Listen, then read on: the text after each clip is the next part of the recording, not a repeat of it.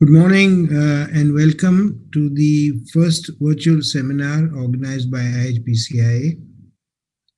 So I welcome all our members, delegates and participants on this two-day event which we've organized by lining up eminent speakers and industry experts to share their views on the future of the home care industry post COVID-19. During this year, we have seen many challenges posed by the pandemic, and I'm sure as an industry, we will work together and come out stronger in this industry. With this, I suggest having the Ganesh Vandana to seek the blessings of Ganeshji on this occasion for all our members and for the industry. Thank you.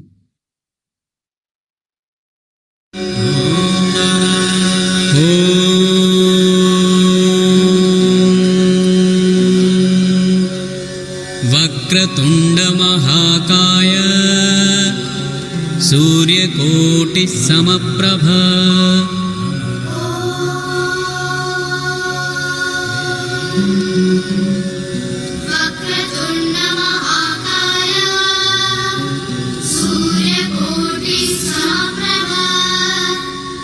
निर्विघ्नं कुरु मे देव सर्वकार्येषु सर्वदा।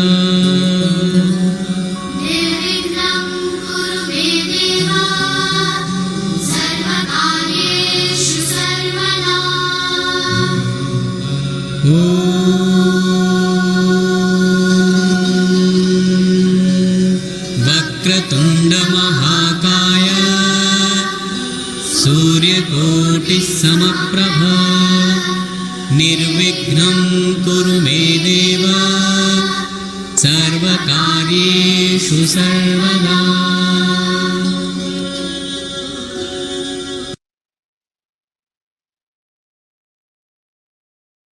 We are back after seeking Ganeshji's blessings for our members and our industry to do well in the future. So welcome once again, my friends, colleagues, delegates and members to the virtual seminar. It's organized by your association, which is your network and your voice. And it's also the national platform for international networking. We've arranged for this two-day virtual seminar as a poor substitute for the regular meet, which we are planning to organize in July 2021. We will share more details with you later. So the theme of my presentation is a way forward for the next decade for the home and personal care industry. Divided into two sessions spread over December 5 and 6 into 6 sessions with eminent speakers and industry experts sharing the views with all the members. A new normal will require a change in the way of doing business with an increased focus on liquids and concentrated products which require less minerals and fillers, less water, and are more energy efficient. The shift from cost to performance of the end products combined with the logistics for delivery of the products across the country. Standards will need to be rewritten and chemical management will see a revised focus on making green products which are more sustainable. The coronavirus, COVID-19, which originated in Wuhan in December 2019, has resulted in a global pandemic affecting over 188 countries and close to 10 million people, and it's still counting. It has also had a major death toll unseen in the past. The impact of the virus has caused countries to recalibrate their operations through regulatory measures, including lockdowns and circuit breakers, resulting in economic slowdown and growth hovering in the negative zone. India has taken proactive steps to contain the pandemic, and we are seeing some benefits of those aggressive steps. In India, our Honorable Prime Minister announced the first lockdown on March 23rd, with immediate closure of all activities, excluding supply of essential goods.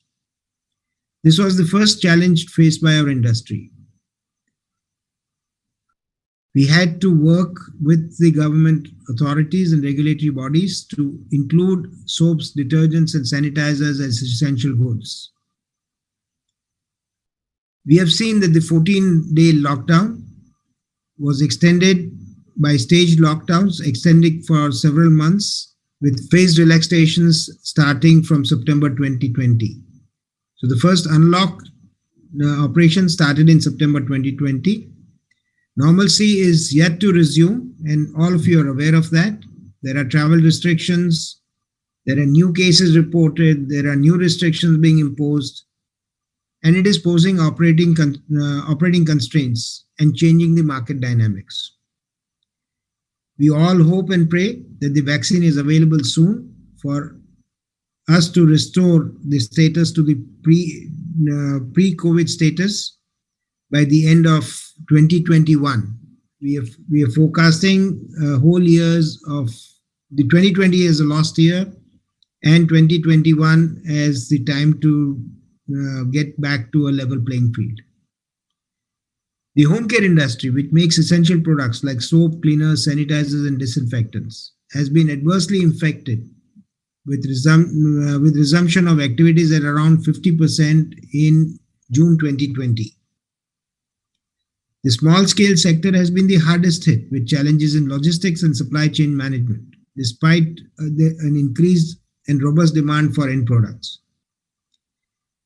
The unforeseen movement of migrant workers has also caused major disruptions, and business is expected to operate under a new normal, where automation of processes, digital supply chain, and e-commerce will be the new buzzwords. We have seen an improved capacity of plants operations going up to 80 to 85%, and most of the surfactant producers are operating their plants at near capacity. This is an unprecedented growth which we have seen due to the pandemic. The clarion call by our Honorable Prime Minister for Atmanirbhar Bharat, in tandem with the Swachh and Swasth Bharat, coupled with the fiscal stimulus offered by the government, it is expected to promote and grow Indian brands for the world. However, the challenges of doing business are compounded, and many small-scale industries will close or consolidate to factor economies of scale. A new normal will require a change in the way of doing business with an increased focus on the way we make our products. We'll have to move to liquids and concentrated products which use less minerals and fillers, use less water, and are more energy efficient. I'll cover this in detail in a subsequent presentation on the second day of this seminar. The use of plastics and an impact on the environment will also see stricter rules and regulations in their use and disposal. We have an interesting speaker from the World Sustainability Council who's going to talk on sustainable economy and share his views on this use of plastics. The focus, I expect, will shift from cost to performance of end products, combined with logistics of deliveries of products across the country. Standards will need to be rewritten, and chemicals management will see a revised focus on making of green products which are more sustainable.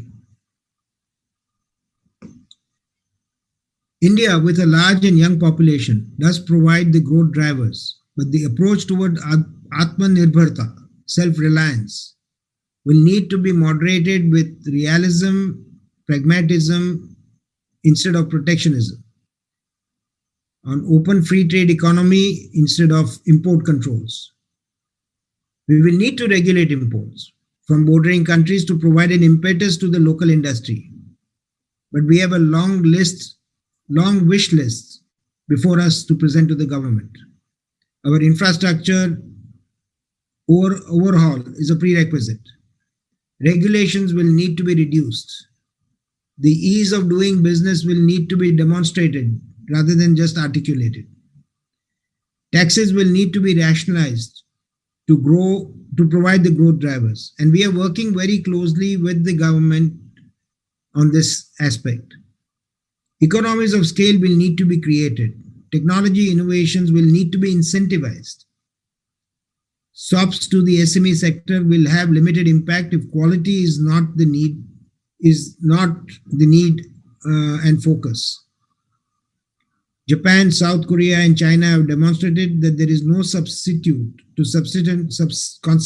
consistent quality to win the consumers' hearts and find a way to their wallet. Brands will not matter as much as affordable products which perform with less water and reduced efforts for cleaning or washing.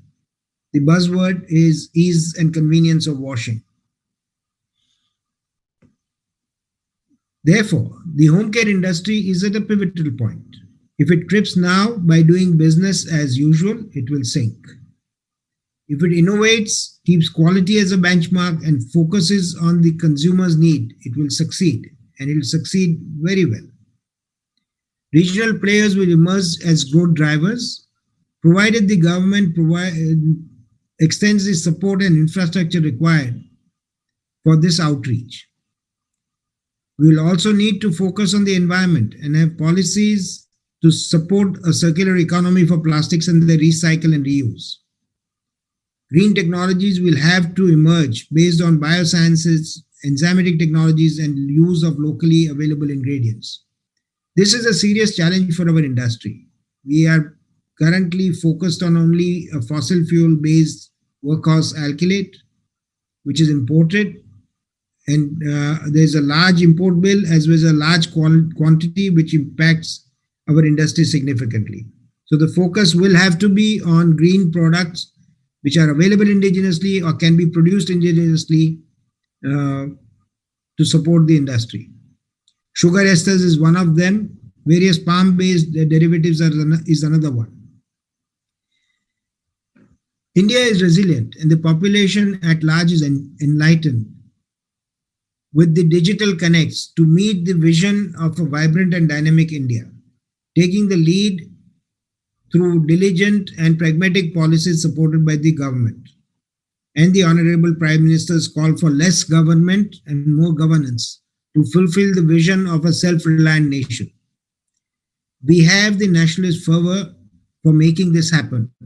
But there is a gap between the cup and the lip where action will replace words and rhetoric must be replaced by tangible actions moderated with reality.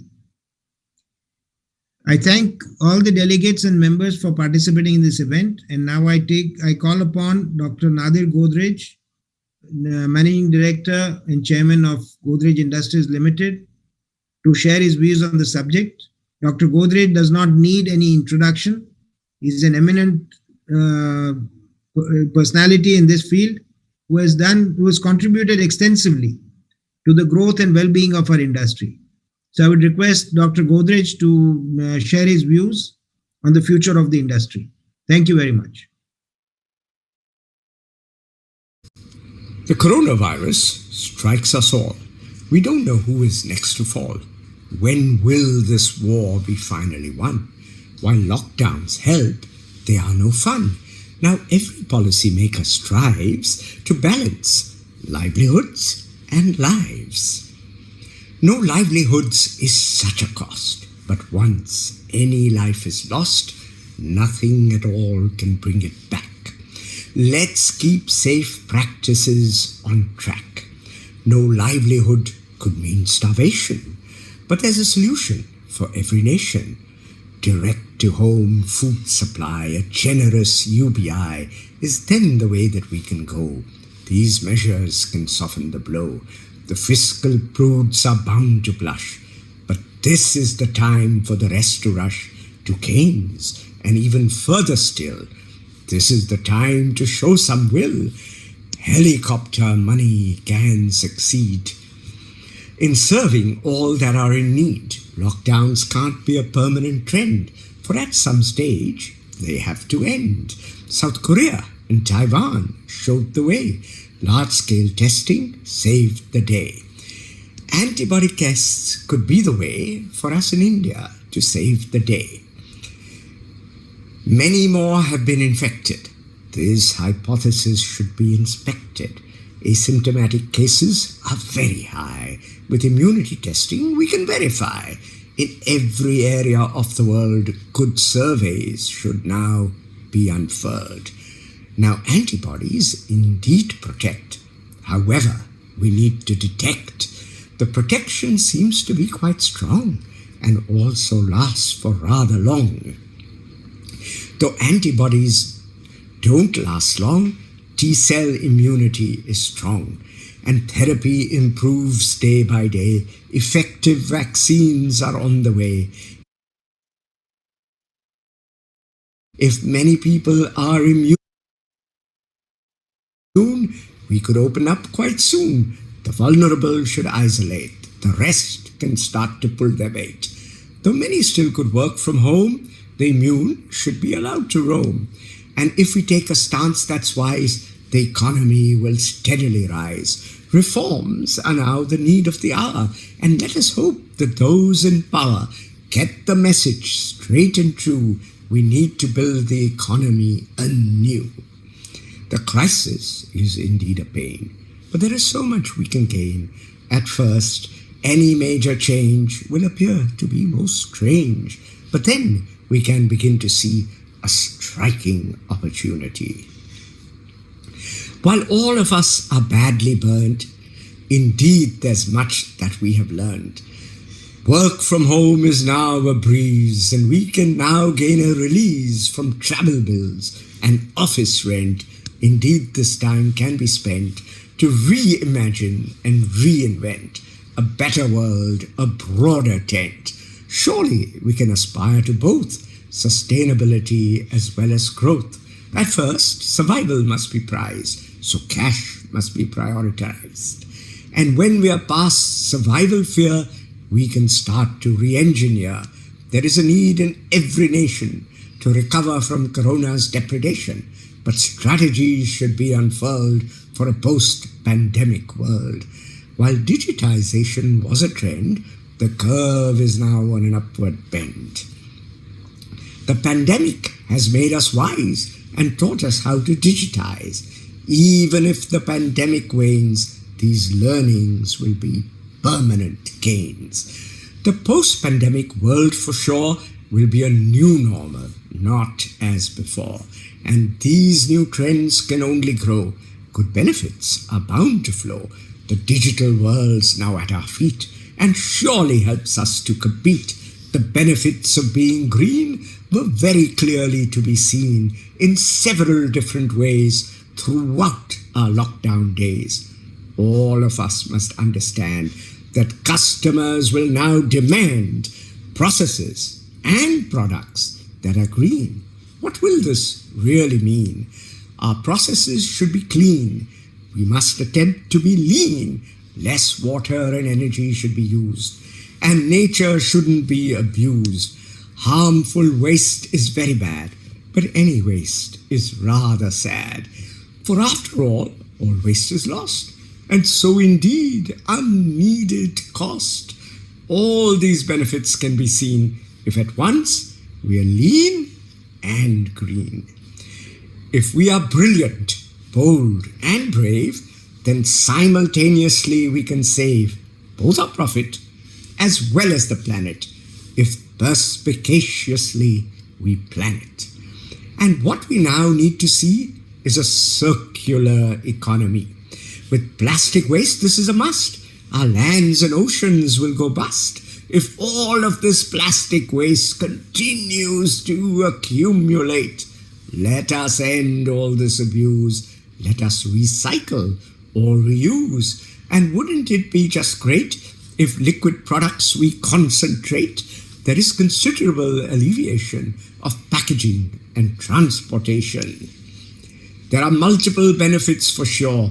Emissions are less, profits are more. Unnecessary waste is tragic, and so we introduced Magic, a powder with tremendous scope. With water, you get a liquid soap. With Corona, we understand all cleaning products are in demand. No matter what you formulate, sophorolipids can be great. These products now are in our fold. To my mind, they are pure gold. Good surfactants at a low dose with several benefits, heaven knows, both antimicrobial and preservative. Innumerable opportunities it can give for any kind of formulation for cleaning or sterilization. In household care, there is a need. In personal care, it will succeed. Give us a call and we will show how every business can now grow. Coronavirus got us down, but there's no reason now to frown, for we know how to stand and fight. The tunnel's long, but there is light. Soon we'll have a vaccine, but still for India to succeed, good precautions we'll still need. No matter how we do our task, let's keep our distance and our mask. Let's innovate. Let's invest. The coming days will be our best. Thank you.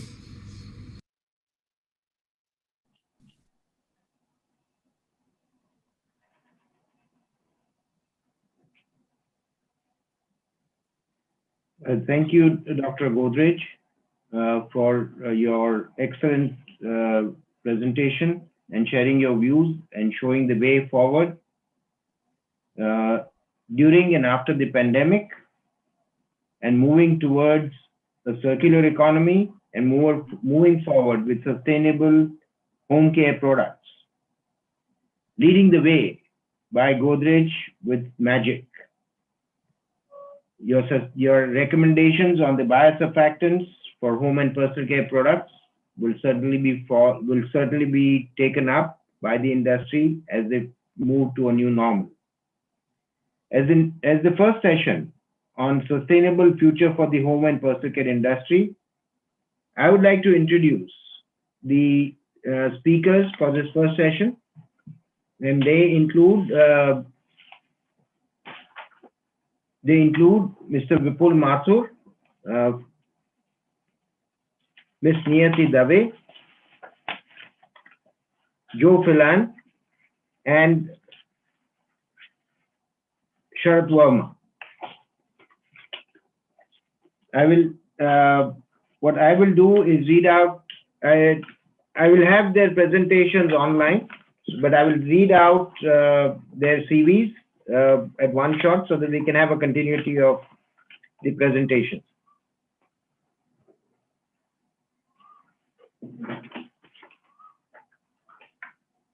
Mr. Vipul Dave is a Vice President for Fabric Care, India for Hindustan Unilever Limited.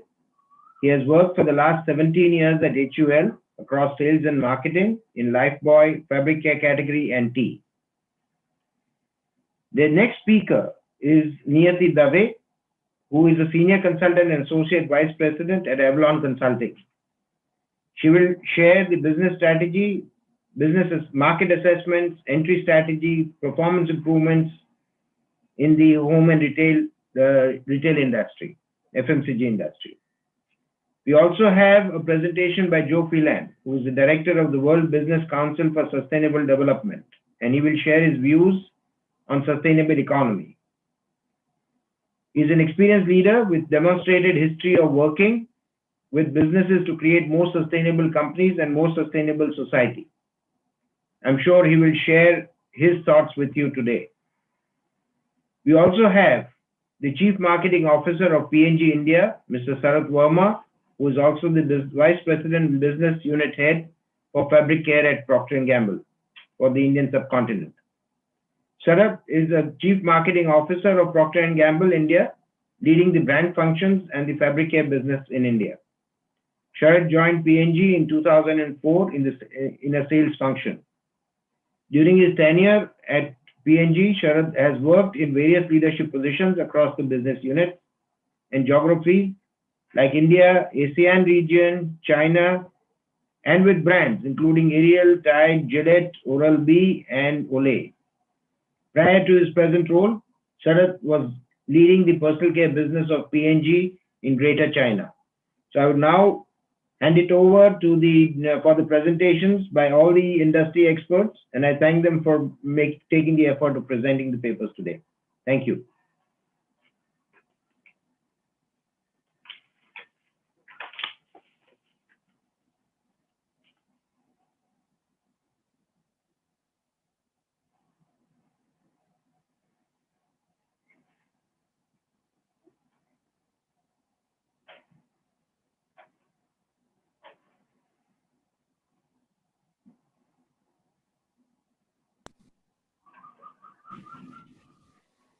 Good morning, everyone. My name is Vipul Mathur, and I am from Hindustan Unilever Limited. It is my honor and privilege to be addressing the Indian Home and Personal Care Industry Association's virtual event this morning. And I, on behalf of the Home Care Division of Hindustan Unilever Limited, want to spend the next few minutes talking to all of you about a very important topic, which is around creating a sustainable future for our very own industry. I guess sustainability is now very well established as a very important aspect of work for all of us in this industry. And it is for that reason that perhaps this is really the opening session of this industry association's event. To start with, I'd like to say that Unilever globally has now set out a range of really important measures and made very serious commitments that are designed to improve the health of this planet by virtue of the changes that we make to our industry, to our brands and products that we are a part of. This entire program is actually called Clean Future. And I'm going to spend the next few minutes talking to you about various aspects of this program, about what it covers, what are the key pillars of work around it, and most importantly, the kind of help that we seek from the entire industry to really take forward this agenda and make a bigger difference to the planet at a scale that's unprecedented.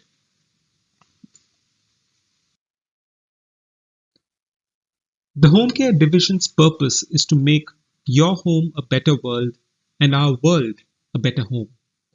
Taking care of people's health, homes, and clothes has been our purpose from the time of William Lever, and when he set out on his mission to make cleanliness and hygiene commonplace. And for generations, we have removed dirt and stains that are part of good living that we are talking about. Through our brands, we've been very strong in delivering the first part of this purpose. But we are aware that we need to do more for the second part of this statement. And that is what Clean Future is about.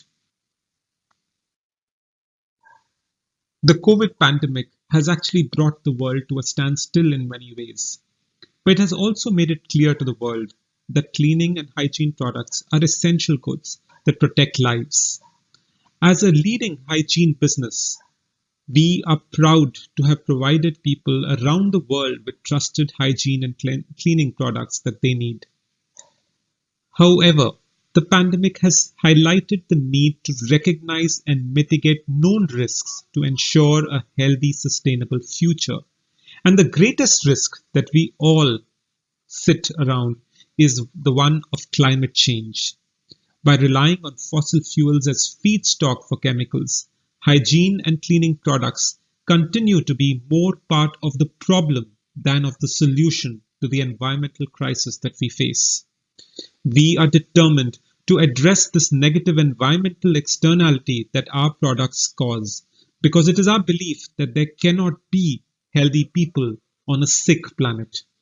As the world needs more hygiene, we need to make sure that this does not cost the world too much. With that context, I'd like to introduce to you the Clean Future program of the Home Care Division of Unilever with this AV.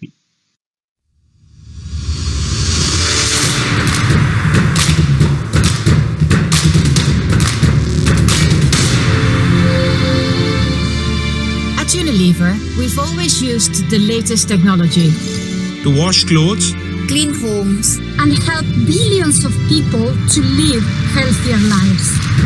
But now we're sharing a new commitment to build a clean future.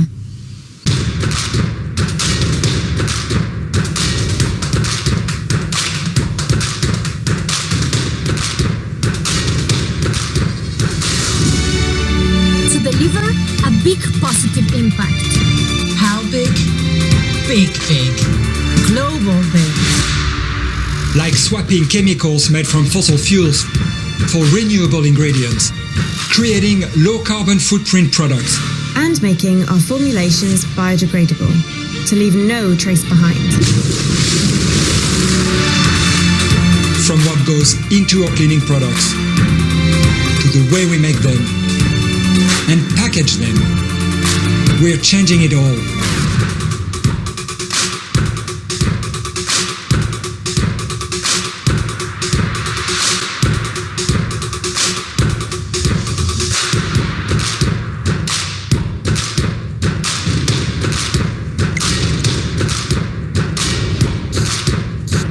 Ours will do both.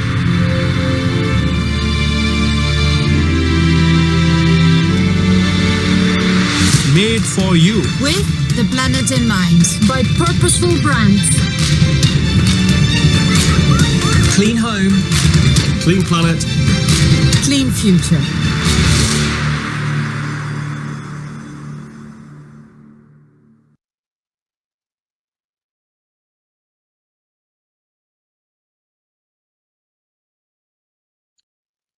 So, what does this Clean Future agenda mean in practice?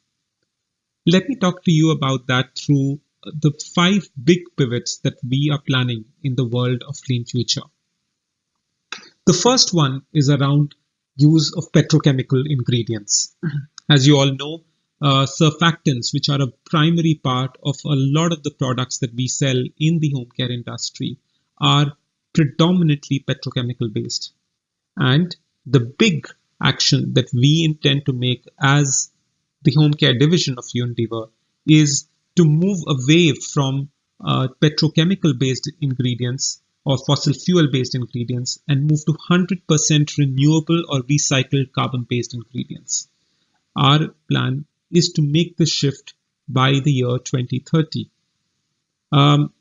Something that my R&D colleagues say, and I find quite interesting, is that our objective is to move to raw materials that are not taken from below the ground, but from above the ground.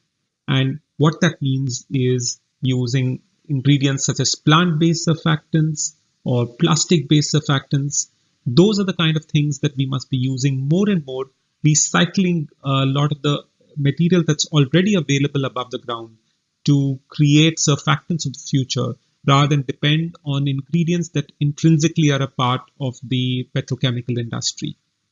This will make a huge impact on the kind of ingredients, but also comes with a huge number of challenges around making available a large plethora of ingredients that meet the purposes of petrochemical surfactants also. The second pivot that we are talking about is high carbon chemistry. And what do I mean by this? I basically mean the use of weight efficient ingredients. And why is this important? Our industry is, of course, home to very heavy products across the board. And a large part of the cost that we bear are costs of shipping. And of course, there are environmental impacts that we have in usage of some of our products too. So, in order to bring down the weight of the products that we ship around without compromising the efficacy of them, we need to start evolving and using chemistry to come upon new ingredients that are far more weight efficient, that give the same impact but with a lot lesser weight. And this, when shipped around to consumers, causes a much lesser impact on the fuel that we put in just shipping. If used correctly, it also reduces the environmental impact when we use these ingredients in the products that are used on a daily basis. The third pivot that is extremely important in my view, and perhaps my personal favorite, is the one around removing or reducing the wastage of water. As some of you may know, we have already embarked on this journey with some of the products that we have in the laundry division of home care, which are really rinse efficient based laundry products. And they use special molecules that cut down the amount of rinse water used in laundry. You may or may not know that actually a high amount of wastage or usage, in this case, of water in using laundry products is as consumers look to remove the kind of foam that exists on their clothes at the time of cleaning. And what rinse efficient products do is that they can cut down the amount of water that is required to wash away the foam. And we have in our portfolio several products, the key one being Rin Bar, which actually does a significant amount of saving of water because it cuts down a part of the rinse water used to cut the foam that we have in the usage of laundry. The fourth pivot that I'd like to talk about is really in the use of plastic. And plastic is unfortunately an integral part of our packaging solutions. And again, in this, the idea for us is to move to more recyclable packaging by way of MLPs, by using recycled plastic, especially in our liquid bottles, which is the use of PCR, and reuse as much as possible the kind of waste that is produced in the world of plastics. As far as both multi-layer packaging and PCR-led rigid bottles are concerned, we are actually well on our way to bringing about this change in our own products. But this is also a place where I do think that if the industry comes together, it can help create an efficient ecosystem that ensures good quality collection mechanisms for especially the multi-layer packaging solutions that are already existing in the market. And that will move the needle of our plastic solutions from being only around moving to recyclable packaging to actually having a lot more of this packaging really recycled. And that will certainly have a big impact on the environment. Lastly, I'd like to say that the nature of unlocks that we require on Clean Future require us to really be thinking about various vectors of performance or affordability or impact on planet. And it requires a lot of effort from this industry to bring about the change that we want to. To explain this to you, I'd like to talk about a simple example around laundry again, which is, for instance, a key ask that consumers have of laundry products is to deliver clean clothes, which they look at by virtue of how white their clothes are, for instance. And we often use ingredients such as, say, a shading dye or fluorescers that help land this whiteness for the clothes or their fabric for consumers. But some of these products, if we indeed need to go down the path of Clean Future, need to be replaced with equivalent molecules that are equally good or efficacious when it comes to performance, but are far more environmentally friendly. And those are one of the nature of challenges. The second part of this challenge is that it's not only good enough to have a molecule that performs, it is also important that that molecule is affordable.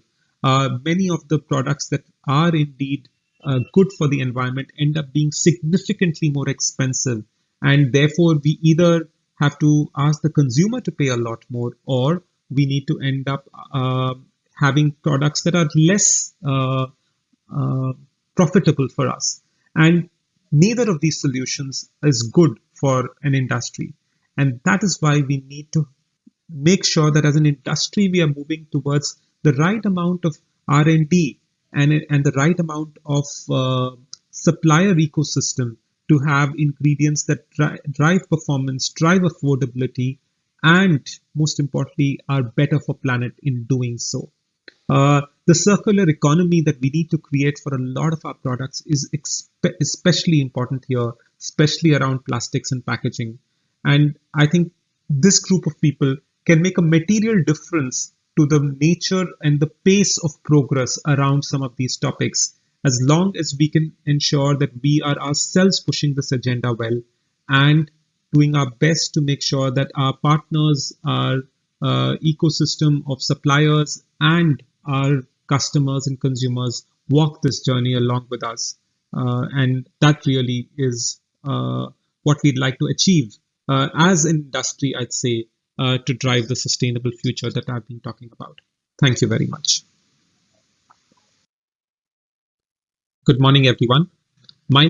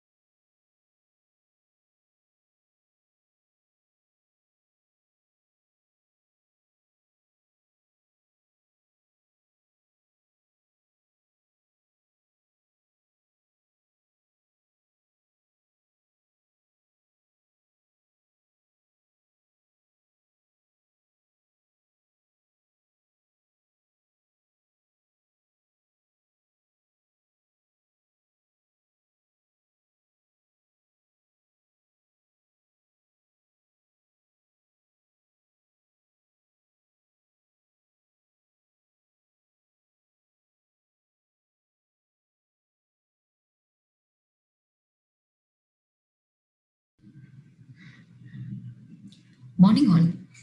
I am excited to speak with you about the opportunities and challenges in the home and personal care industry in India. Since subsequent speakers will speak about individual segments, in this brief 15-minute introductory session, I will share my thoughts on mega trends that will potentially drive the growth in the home and personal care industry and the implication of these trends on distinct customer segments in terms of opportunities and challenges. When we look at growth pre-COVID and so far post-COVID, it certainly points to a great deal of quick coping and adaptation by nearly all companies in the post-COVID environment. The chart you see here is representative of 10 large home and personal care majors. Now, the sector was growing at around 7% YOY prior to 2018, and it felt the growth getting constrained in FY19. After the COVID shakedown, the demand for all things hygiene led to substantial growth over the first 2 quarters of FY21. These were segments like skin cleansing, hair care, and oral care, which saw a rise of almost 14% over the corresponding period last year. And as you can see, these segments are over 50% of the home and personal care market.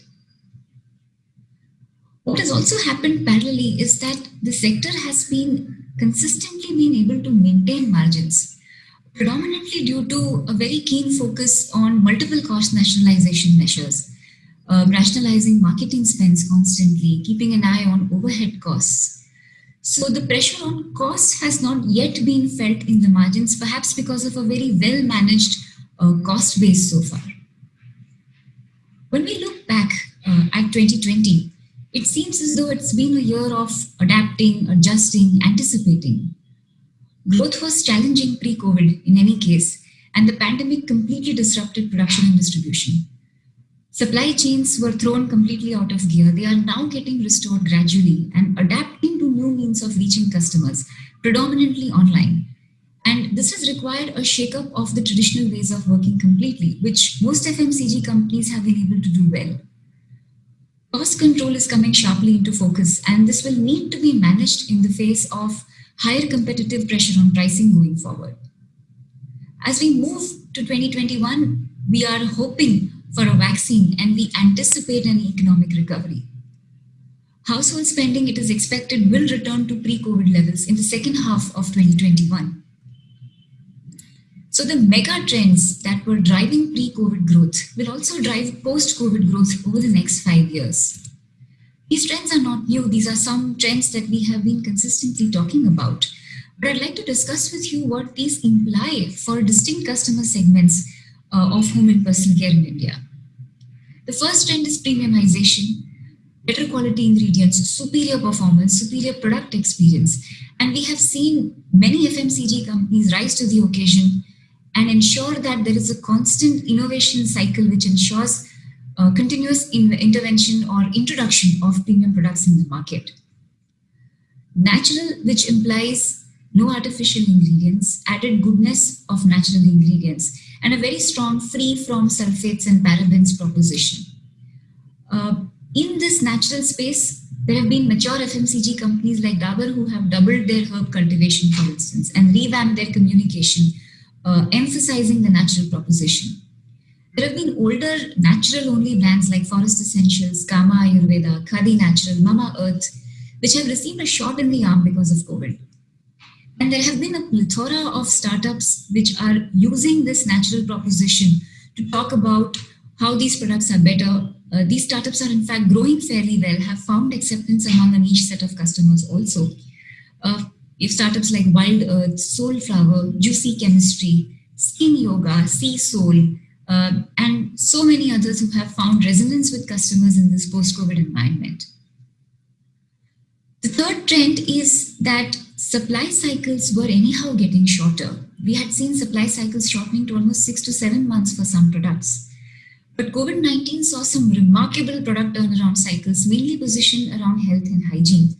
This points to the need for extremely agile product introduction cycles into the market. The fourth trend is around conscious consumption. The mindfulness around brands and companies will rise now. Consumers will want to associate with companies that demonstrate sustainability. The digital imperative has been receiving a very forced embracing because of COVID, where both companies and consumers have been forced to embrace technology much faster. But the fact remains that there is going to be a far greater need of customer intimacy in the market for various reasons, for competitive pressures, for cost management, for ensuring that we are always delivering the right products to the right customers ahead of time. And there will be lastly new segments which will come very sharply into focus. Men will emerge as a new customer segment in a big way, which means that products will require gender fluidity in how they are configured. Men will also likely emerge as potential influencers in home care, having spent a lot of time at home recently because of COVID. And as PNG says, they are now sharing the load a lot more with their significant others in the home place. So the trends need to be viewed a little differently in the context of India 1 and 2. A concept that's not entirely new. We've always known that India is complex. There have been language issues, complexity in attitudes. But what this concept of India 1 and 2 does, it truly puts it into the context of income, spending, and perhaps even buying behavior. Loosely defined, India 1 is the top 50 million households with income above 30,000 rupees a month. India 2 is the top layer of the 200 million household who earn less than that. They earn less and also have lesser income to spare. Between India 1 and 2 is an interesting set of customers with the roots of India 1, but the aspiration and wings of India 2. With the roots of India 2, but the aspiration and wings of India 1. These are the transitionary customers. They are determined, they are clawing their way to the upper bracket. These could be imagined to be the children of house help, perhaps the grocery baggers at your local big bazaar. And India 3 is what resides at the base of India 2. This is the forgotten set of rural masses and also city dwellers who survive from one day to the next. The small peddlers and the shoe shiners. So in the context of this, one needs to understand that India 1 is looking for different things. India 1 dominates discretionary spending. It is experimental and it is also extremely well informed. India 1 wants convenience. It is looking for experiences and it is looking to differentiate themselves from their peers. This is still a segment very well rooted in tradition, but it is extremely brand conscious. And now because of exposure to social media and travel, it is extremely well informed. So the outlook for India 1 is that after a momentary pause, India 1 will resume spending. It faces less income uncertainty than India 2, and it will want to pick up where they left off. The need to feed your social media will continue. Peer pressure from neighbors spending will resume. India too is the hardworking, value-conscious and digitally connected side of India. This segment and consumer segment is gritty. It is aspiring. It is transacting online from tier 2 and tier 3 towns. It is extremely hardworking. It is very value conscious. And this segment is also now digitally connected and is transacting and buying online. India 2's consumption will also remain resilient over the longer term. And this is going to be fueled by its desire to constantly break into India 1. So home and personal care consumption from India 2 is also likely to sustain. For India 1, the mega trends have a slightly different implication. For India 1, personalization and genuinely better products will drive consumption. India 1 looks at premiumization in terms of well-backed proven claims from their brands. They need genuinely better for you products. And this segment will now move from product to experience buying. And this is also a segment that values personalization a lot more than India 2. When India 1 looks at the natural proposition, this is a segment that is now going to be very aware of free from ingredients, harmful ingredients. They will also desire products that perhaps merge science and nature because their mindset is a little more evolved. Shorter supply cycles for this particular segment will be necessitated because they will be inspired by global trends quicker. They are following global social media influencers. They are traveling to places which are giving them that global perspective. They will be open to experimenting with new products, and they will definitely want to be differentiated from peers, which means that experimental products, differentiated products, time to take these products to market will shorten considerably. When India 1 is looking at new segments, baby and child-specific products will perhaps grow faster because of double-income parents who would want to indulge on their kids. The men of India 1 will desire superior and specialized products specifically designed for them. When India 1 is looking at conscious consumptions, these consumers will be wary of products that harm them or the environment. They will genuinely care about whether or not companies are acting responsibly. The digital imperative for India 1 means that both mature brands and startups will invest heavily in direct-to-consumer models. We are seeing evidence of that by a lot of fundraising from startups which are omni-channel in nature. Mama Earth, Sugar Cosmetics, Bare Anatomy. These companies which have a very compelling direct-to-customer omni-channel proposition have seen a lot of interest even from established mature players like Marico. For instance, we saw Marico invest in grooming company Beardo. So the landscape for India 1 is going to be hinged around personalization, genuinely better products, and a very strong customer intimacy via D2C. India 2, on the other hand, might react a little differently to these mega trends. For India 2, premiumization implies a continued shift from unbranded to branded. This segment will need the brand promise delivered to them at a much lower price, which means premium looking packs, smaller affordable SKUs of India 1 products. For this segment, natural implies natural ingredients and benefits that they are familiar with and convinced about. For this segment, shorter supply cycles will mean that brands will require very high degree of localization and very deep engagement to break into the mass market. So a very interesting example was P&G's adaptation of the men's razor to India. It was customized by design to thicker hair than Indian men have, the lower frequency that Indian men have with respect to shaving, and the lack of water in the mass areas of rural India where P&G's razor was used. This will also mean that brands will work closely with the channel. Before its fall from grace, Shop Clues was a very good example of e-commerce specifically focused around tier 2 and tier 3 markets. Perhaps we need to see more of these for India 2. New segments in India 2 are mainly hinging around men's personal hygiene products. So men will continue to be a larger segment of India 2 consumers, but they will require products which are more focused around personal hygiene. So soaps, deodorants in the mass market will see a boost. And this segment will require simple products with multiple benefits for maximum resonance. India too will look at conscious consumption in the frame of genuinely better for you products.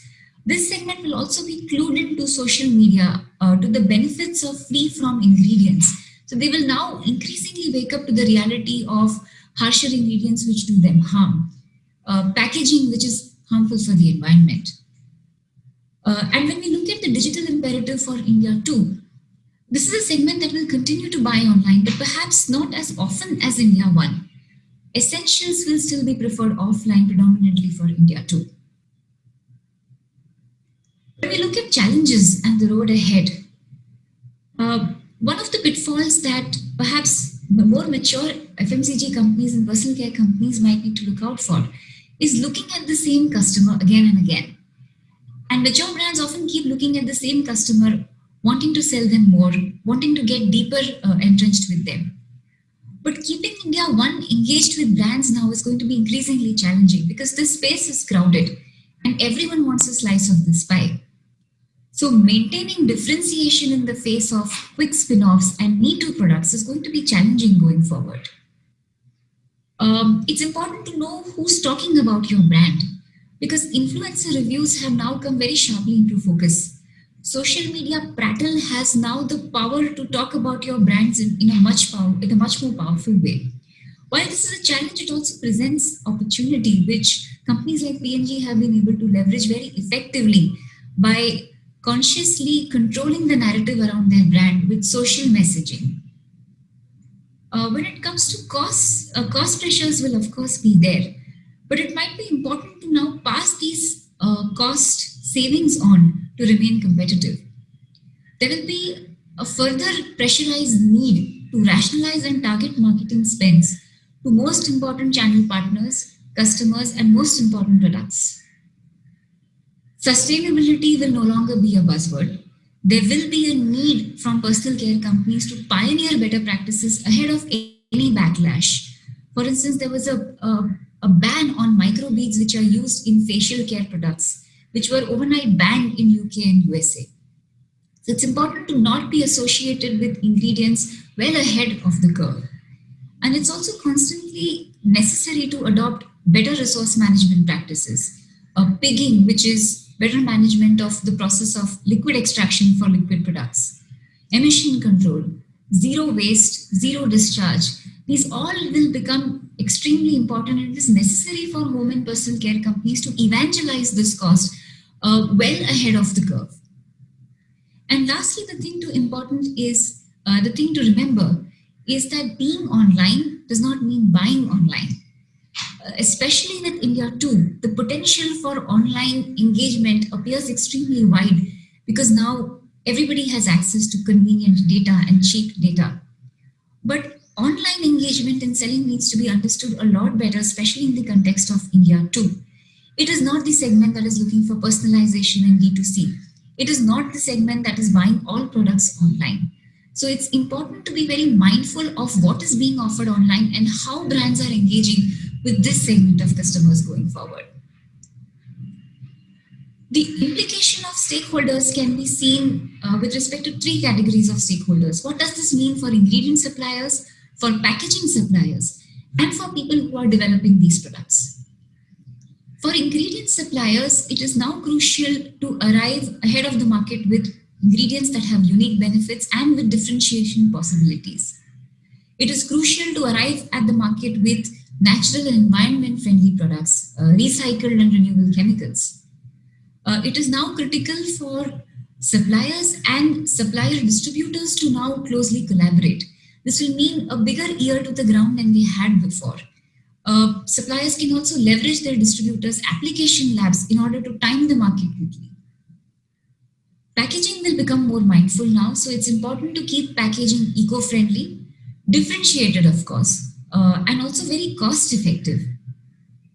In terms of product development, we will require very swift R&D support to develop new formulations. And internally, organizations need to gear well and to tweak their design processes in a way that they can hit the market quickly. And they can re-engineer costs to serve the mass market a little more effectively. So this was a take on opportunities and challenges. Happy to receive and answer your questions.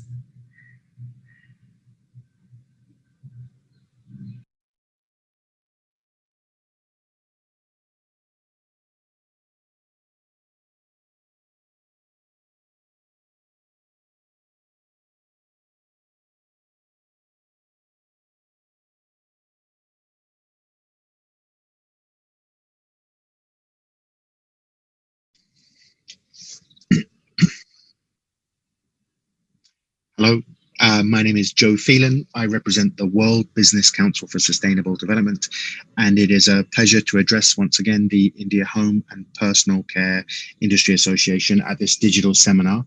I understand that at this seminar we are going to be looking at what the next decade holds in store for the industry, and in that context, I'm very pleased today to speak on the theme of circular economy. This is a theme which I think is very relevant for the sector, particularly in the context of Swachh Bharat. So let me just say a little bit about my organization. We are a business coalition of more than 200 multinational companies. These companies are drawn from all geographies, all sectors, and you'll see that in the membership are some of India's major corporate houses, and also there are members of the World Business Council that are also members of the India Home and Personal Care Industry Association. And for example, Mr. Nadir Godrej sits on our executive committee, and I know he's also very active inside your organization. We're a CEO-led organization who CEOs of businesses who work together to accelerate the transition to a more sustainable world. Together, these companies develop transformational business solutions to the most challenging issues, delivering results that no single company could achieve alone. This aspect of collaboration and collective action is central to the work that we do. The work is all business-led, market-focused. We exist to create the conditions where the more sustainable companies will be recognized and rewarded and more successful. And the work is divided into 6 broad program areas. These are circular economy, these are cities and mobility, the food and nature system, the whole people system with the workplace, addressing sustainable consumption, human rights, and so on. The capital market system with corporate governance, business decision making, and disclosure. And the 6th system, the one that I'm speaking about today, is the circular economy and material system. So this is the theme for the talk today, and it's very relevant globally, and it's very relevant in India. Our current economic systems are based on a linear value chain, or linear value chains that depend on continuous and increasing extraction of raw materials. And currently, less than 9% of total material extracted is cycled back into the economy. So huge missed opportunities for value retention, value creation. And interestingly, we've all heard a lot about the circular economy over the last few years, and awareness has risen a lot. But despite this increased awareness, levels of circularity in the economy have actually dropped over the last 2 years by 0.25%. Globally, the circular economy is very important because 62% of global greenhouse gas emissions are emitted during material extraction and processing, and that trend is increasing. And so to limit global warming to just 1.5 degrees, which is considered challenging for all of us, but manageable. Transitioning to a circular economy is essential, but it's also crucial in India from a development perspective, and also in the context of Swachh Bharat. The government has put a big focus on resource efficiency, central to development and economic growth, and also, we're all very keen to deliver a clean India, and we're aware, in whatever sector we're in, we're aware that chemicals in the water system are a big challenge, and so is plastics that are not disposed of. India generates today between 25,000 and 30,000 tons of plastic waste, and more than 10,500 tons of that remains uncollected, reaching our streets, our rivers. And the demand for plastics is likely to double in the next 20 years. I mentioned that globally, under 9% of plastics, of all materials, are recycled, but plastics too. Now in India, we know that some plastics have much higher levels of recycling than that, such as PET. Nevertheless, the plastic waste challenge is huge, which we're all aware of, and that's being recognized by the government and by the industry. In 2015, 42% of plastics produced was used for packaging. So it is very relevant to the home and personal care industry. And we're all aware of the growing societal pressure to adopt circular models and have no waste. The National Framework for Extended Producer Responsibility, the EPR, puts responsibility clearly on producers and brand owners who introduce plastics into the system. So to tackle waste, to meet tightening regulations, to reduce carbon emissions, to achieve a Swachh Bharat, and to enable sustainable production cycles, we need to act with urgency and move away from the traditional take, make, waste economic model to one that is regenerative by design, one that is far more efficient, which retains much more value for businesses and is able to deliver cleaner, better products for consumers. So there are, a few basic opportunities in the value cycle for businesses to introduce circularity. And, very simply, I'll set out what these are, but then I'm going to go into a little bit more depth in a couple of areas. So, in the design and innovation stage, applying circular ideas or technologies when developing new products. At the growing development and sourcing stage, using innovative technologies to develop materials and product ingredients with less resources, energy and chemicals. And in processing and production, enabling the production of goods with fewer resources, lower emissions and based on renewable energy sources. These aspects of resource efficiency are very aligned with the approaches of the industry, but there are huge opportunities to go further.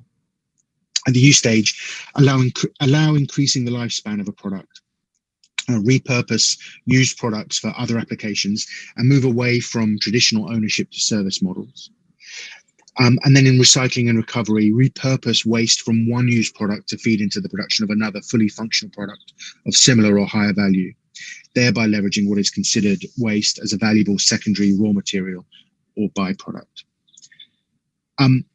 So that's fine as a concept, but what businesses need to know is how to apply this to their own operations, and how to identify the specific areas where there's the greatest potential for value recovery.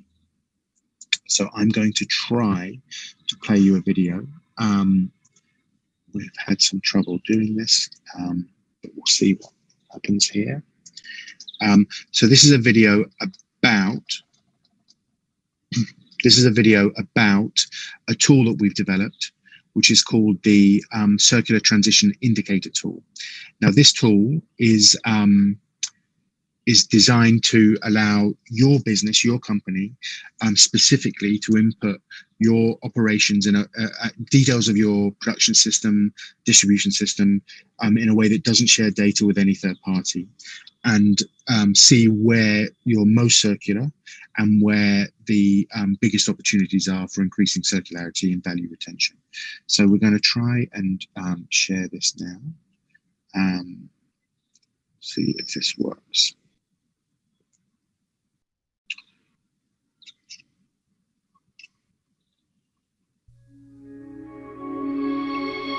Today the world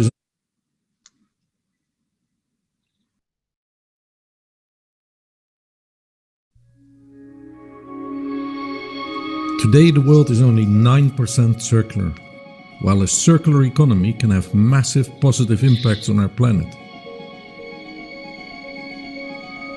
Circular economy is a massive opportunity for business as well as being a critical step towards a more sustainable future for us all. We have been working for the past 2 years with 26 companies to develop a framework that answers the business need for insight into circular performance on a company level and the associated risk and opportunities that the company has. For businesses to tap into this improvement opportunity, it takes collaboration and measurement.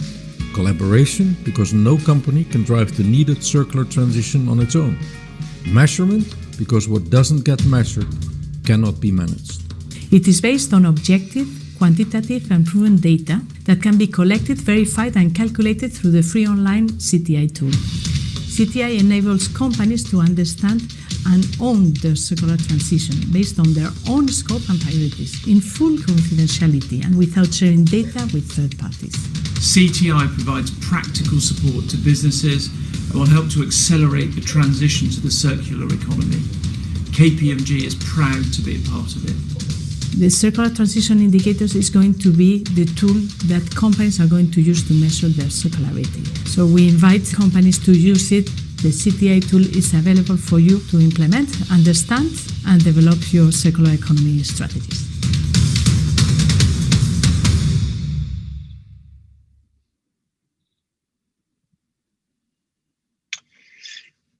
So this tool is free for anyone to use. It's freely available, and it's available via our website.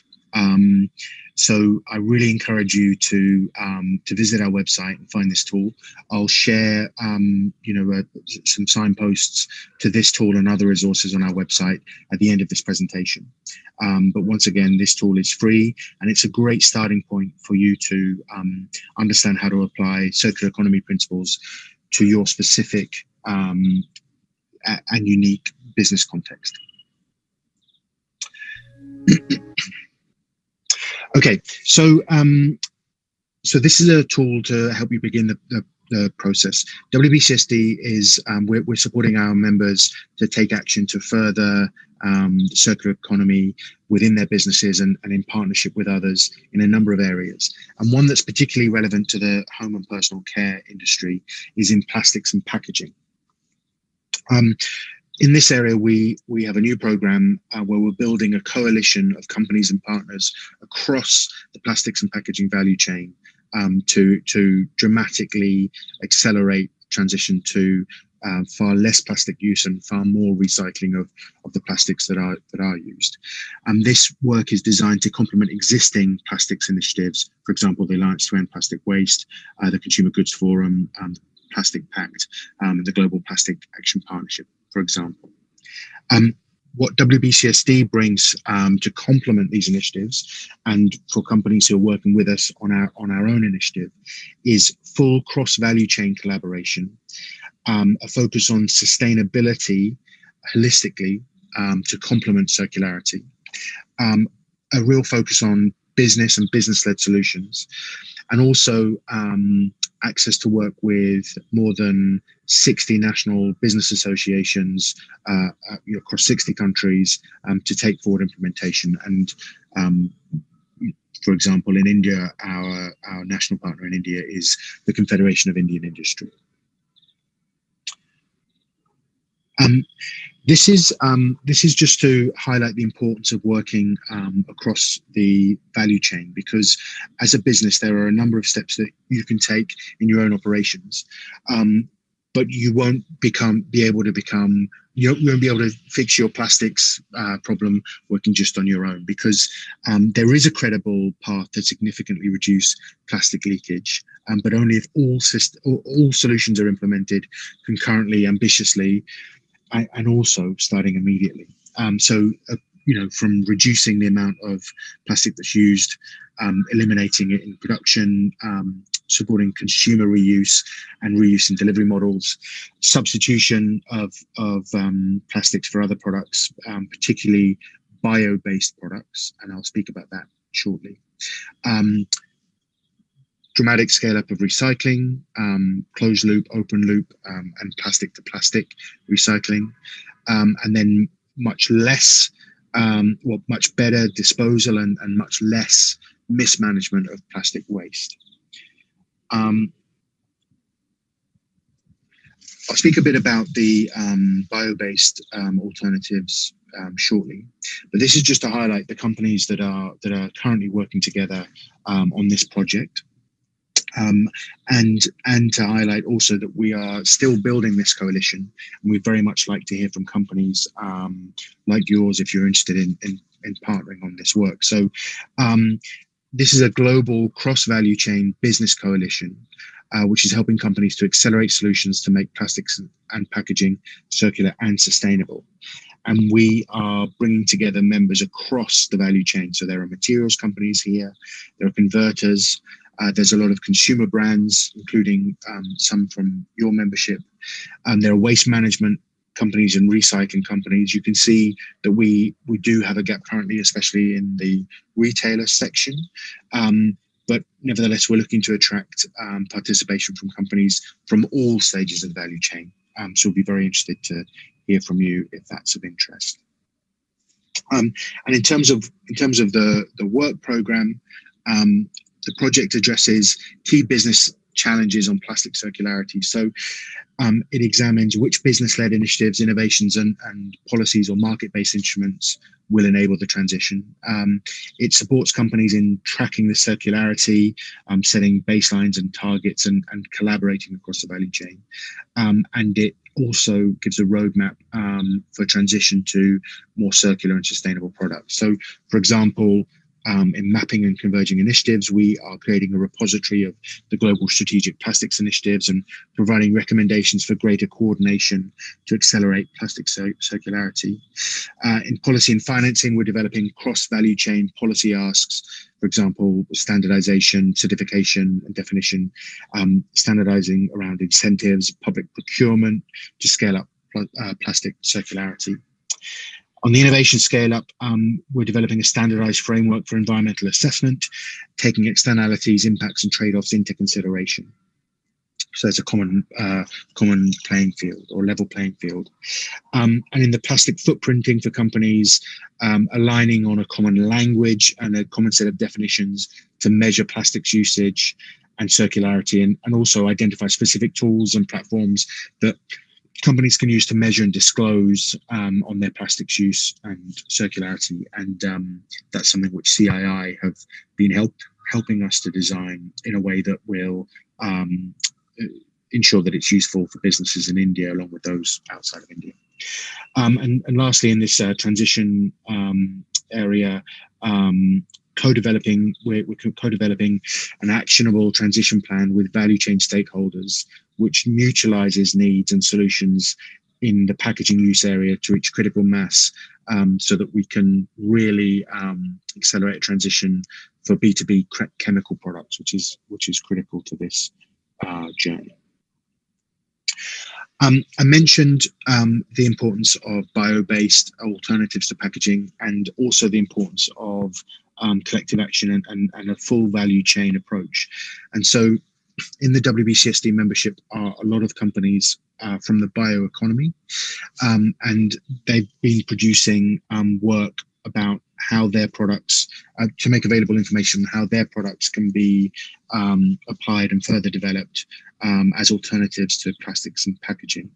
And so, for example, pulling together a lot of information around flexible packaging paper, board-based packaging, 3D form fiber, and bioplastics, what the value creation potential is, what the best application of each of these products is for different types of packaging, and so on.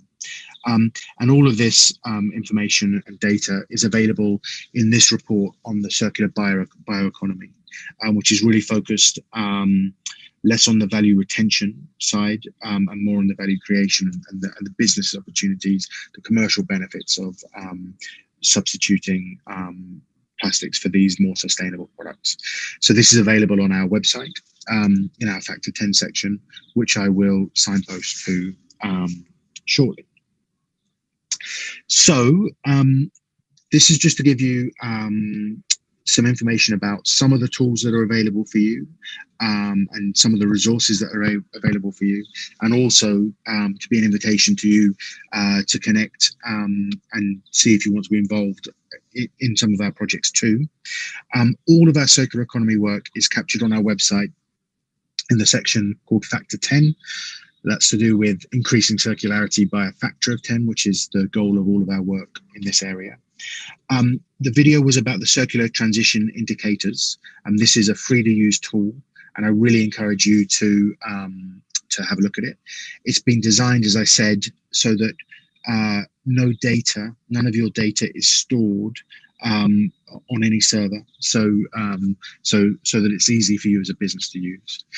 And also, I touched briefly on our plastics and packaging program, and we are eager to engage with companies across the plastics value chain. So if you're a WBCSD member already, please get in touch. But if you're not a WBCSD member, we would really welcome a discussion on how we can engage you and your company. And there are many ways for businesses and other stakeholders to contribute to the project. So please contact us. On the screen, you can see my contact details. I'm Joe Phelan. I'm based in India, working with businesses here. And also my colleague, John Reves, who leads our plastics work, who's based in Geneva, working with companies globally, especially in the plastics and packaging area. So with that, I hope you found this useful, and I congratulate the industry in continuing to look ahead and look at the trends that are emerging for you and understand how you can continue to shape those trends and to lead and to succeed in a more sustainable India and a more sustainable home and personal care industry. So thanks very much, and I look forward to hearing from some of you soon.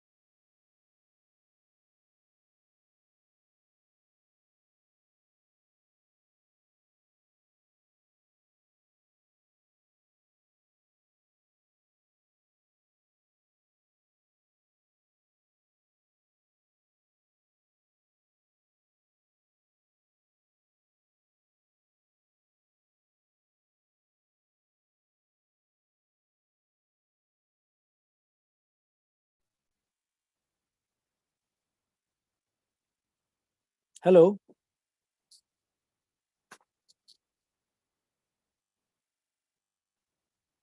Hello, can you hear me? Hello. Yes, sir, you can continue. Good morning. The participants of IHPCIA virtual webinar.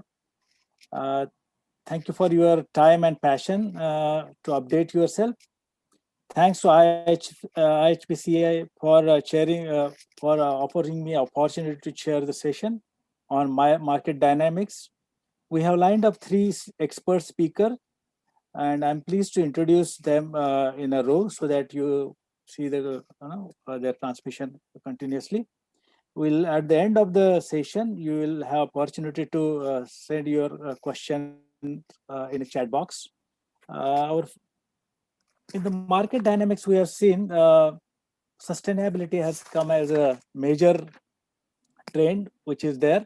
And we have lined up 2 speakers on sustainability and 1 speaker on global for local, vocal for local. So let me introduce, it's my pleasure to introduce Mr. Arif Hussain is the first speaker on soaps and detergents. He has 15 years of marketing professional in brand management and sales and marketing in FMCG for health and personal care industry. He is head for marketing for soaps and detergents.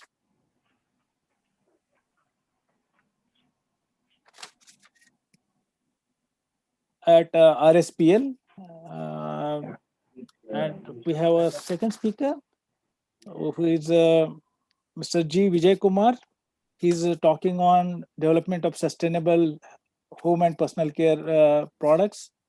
He's an industry expert, passionate about R&D, setting up. He has experience in setting up detergent and petrochemical lab, analytical support and troubleshooting. He has worked in Oman, Saudi Arabia, Tamil Nadu Petrochemical, Qatar Petrochemical, and Henkel. Yeah. Also, we have third speaker, Mr. Krishna Mohan Puvada. He's regional president and senior director at Consumer Bio Solutions, South Asia. He has 23 years of B2B experience, currently heading team of 50 plus members in India and 600 plus Asia in the Asia South Asia at No Enzyme, Africa, Middle East, and Asia Pacific. He drives business development, strategic planning, and sustainability, and merger acquisition and leadership. So he's going to speak on biological detergents and its sustainability. Thank you. Over to the first speaker, Mr. Arif Hussain.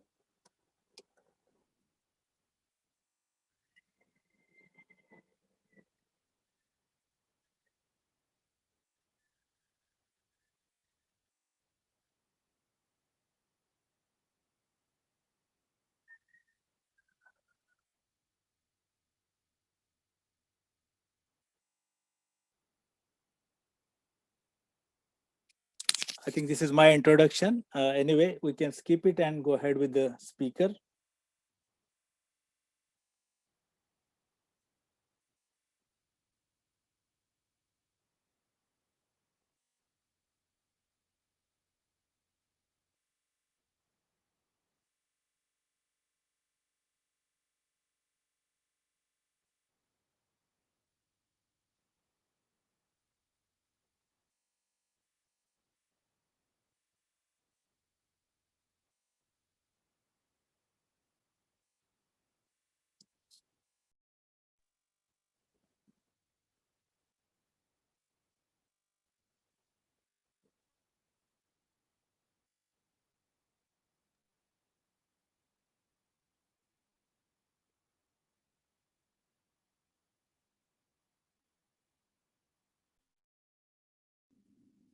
Hello, this is Arif Hussain from RSPL. Here I am sharing my experiences and my organization learning about vocal for local. So here we go. Opportunities we will discuss in the presentation. What are the emerging opportunities and what are the new dots that had created and what are the new dots need to be created. And after connecting these dots, what are the big opportunities lying for Indian entrepreneurs? So COVID-19 crisis has taught India the importance of local manufacture. When the lockdown was announced in March 2020, and in the month of April, May, we have seen clearly the resources available in our arm length, which delivers each and everything to us. It doesn't matter whatever the Kirana store he's selling earlier, only the grocery, now he started selling some branded item and the basic medical OTC product. So they become just like anything and become the backbone again for our daily requirement and grocery items. Sharing my learning and the opportunities lies for the entrepreneurs for Indian businesses. So there are a lot of learnings and number of experiences and there is new insight we have discovered during last 8 months. But as an organization, there I am jot down 8 learnings. Entrepreneurial revolution, rise of local ambition, right mix for vocal for local, privy to personalization, international appeal, uniqueness, enhanced choices, and riding the trends. One by one, we are going to discuss in a brief that what does this all mean. And being an entrepreneur or a Indian born company, what they need to think before going and increasing their penetration or acquiring new consumer franchises. There are some things that they need to consider before going into this campaign. So entrepreneurial revolution, importance of entrepreneurs and artisan rise and a first step toward creating a circular economy. If the data, if you compare across the countries or the developing nation or the developed nation, the number of startup has taking place in India. I'm remembering a movie named Gully Boy, which has a song, Apna Time Aayega. So India now reached to the time where the entrepreneurs are looking for the internal consumption also. And for internal consumption, so now they are seeing India as a desirable brand. Desirable in terms of now India gave that momentum or the confidence where they can develop a product, world class quality product, competitive in pricing and in a manageable offerings. Rise of local ambition. Local ambition, it doesn't mean that we are aspiring and developing businesses in Indian categories only. We are also eyeing as an Indian entrepreneur in global competitive categories. If you see the chart is shown just next to the Indian alternative available against the global brands, and some categories, some Indian entrepreneurs are doing wonders. They are creating that magic. And Indian entrepreneurs understand that if they are that much competitive with world class quality, they will definitely going to get those share from the market. Particularly in case of detergent and soap, you will see the Indian players are doing very well. They understand the consumers, what the consumers aspiration and what the offering they are looking for the value. Always consumer seeks. So they are more relatable. They are understanding better what consumer is really looking for. In case of detergent and soap, the Indian players are doing extremely well.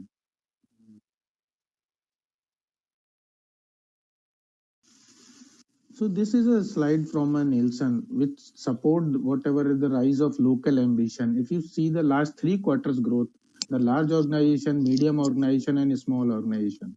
Large is defined by the more than 500 CR, and medium is defined by the 100 to 500 CR, and small is defined by the less than 100 CR. The growth you will see in that third quarter, you will find double digit growth with the small entrepreneur because they understand, they have that local acumen and trade understanding, and they understand the supply chain metrics, how they maintain the cash flow. They understand better than any organization which is a very multi-layered or a complex structure. So this reflect itself that a small organization is growing, and the sentiment that consumer is having of that vocal for local, that they are riding on it and they are supplying better product and they are getting that share from the other. Sentiment for vocal for local showing steady growth, but continuous and consistent growth is there. For that, being an entrepreneur or businessman, what you need the right mix for vocal for local.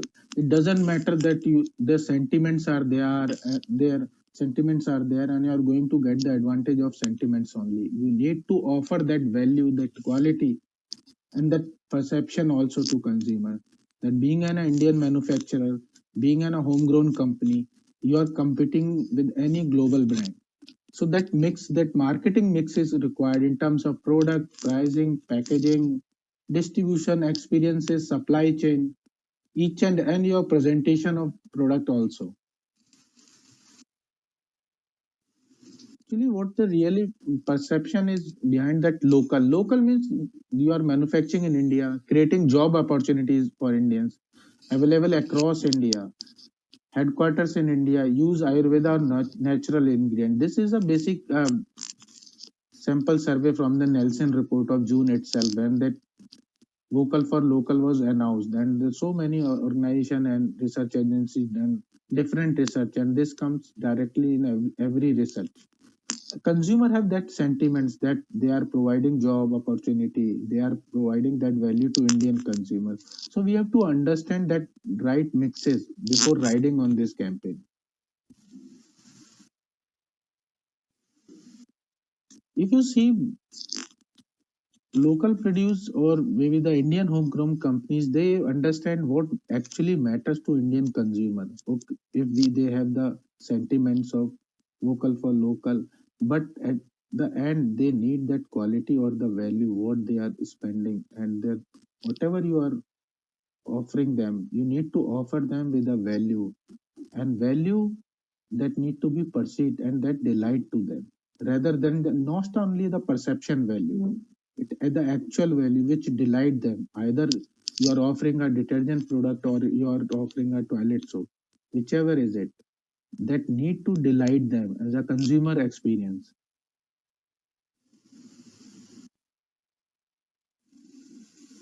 Not necessary now these days. In last 10 years, lot of things has changed. You don't need to westernize your product or the positioning, or don't bring any element or association of any international appeal, which is not real, which is not true, which is not honest. You need to be honest. Instead of selling any westernized concept on a terminology or in a slogan, you need to be very true and honest to your consumer while communicating. The product need to be delivered.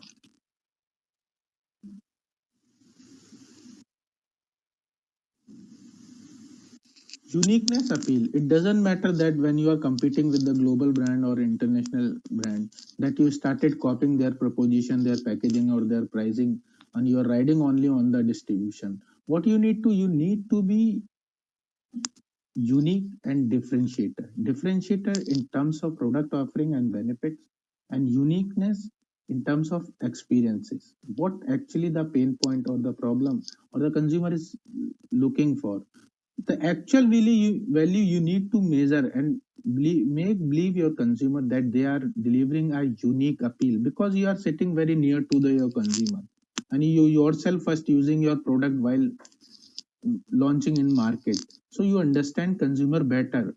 Use those consumer insight and preferences and give them a unique appeal or a unique offering, for they will appreciate. Matter if the sentiments is very high and they are not looking for choices, only on the basis of sentiments they are going to buy local brands.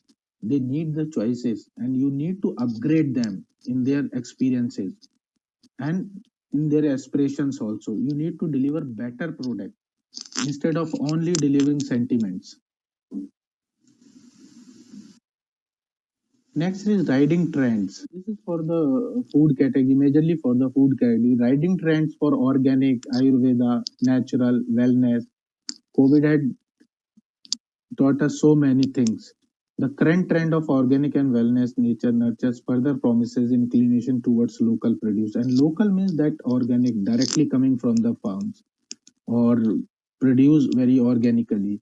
So this trend is coming, and this is directly flawlessly fitting into the vocal for local. So those who are in food category, maybe they understand very well, they need to give that transparency in their product also, that this is basically a natural or ayurvedic or organic product. When we are talking of vocal for local, if you see the as compared to rural is no doubt is growing as earlier they are growing. If you see in a category of home hygiene, home care, and personal care, they are growing as compared to JS20. But in metros, the growth is stagnant, no doubt. But you have to also focus when you are going deeper and deeper, your distribution is there, and you are riding on those distribution. Hygiene categories is getting acceptance in rural areas, and on affordable packages and affordable sizes and pricing also. So home and hygiene is another big space which that vocal for local, after this campaign of vocal for local, new hygiene players are emerging. In case of, if you see, sanitizers, hand washes, floor cleaner, toilet cleaner. So hygiene category in rural is picking up like anything. And in personal hygiene is necessary because of this COVID situation. We had seen lot of things that new player has emerged, as small players has emerged in hygiene, and they are getting traction also. They are not charging that much and also delivering better products.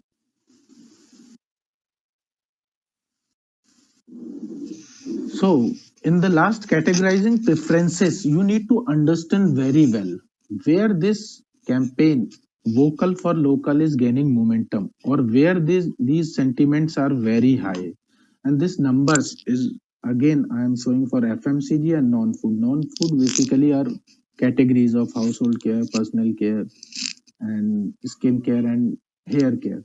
So you see in FMCG, the mass segment is still in. If you see quarter 3 20, quarter 2 was quarter 1, quarter 3 was quarter 1.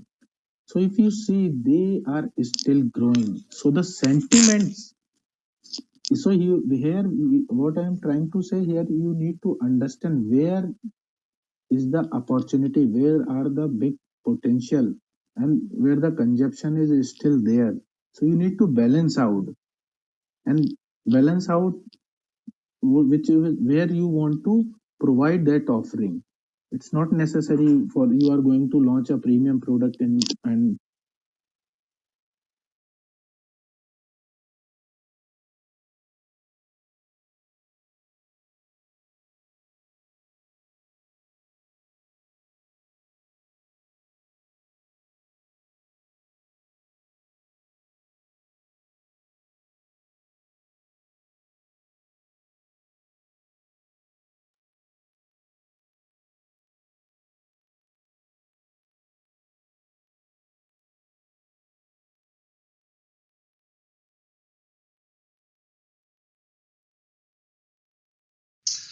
Welcome everyone and good morning to all of you. I thank the organizers for providing Novozymes an opportunity to talk about biological detergents and sustainability.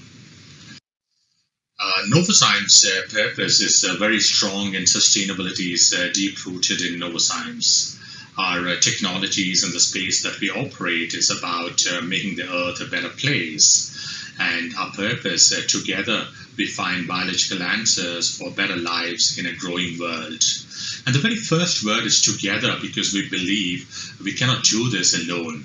Partnership, alliances, and network of the willing are the way to make a difference in a world full of complex problems and large opportunities. Novozymes brings the biology to the table, and we define Novozymes as a company that finds these biological answers. That is a promise to our partners and to the world, and that's the intent of the presentation that we have today, and we will discuss later in the slides how this can be enabled.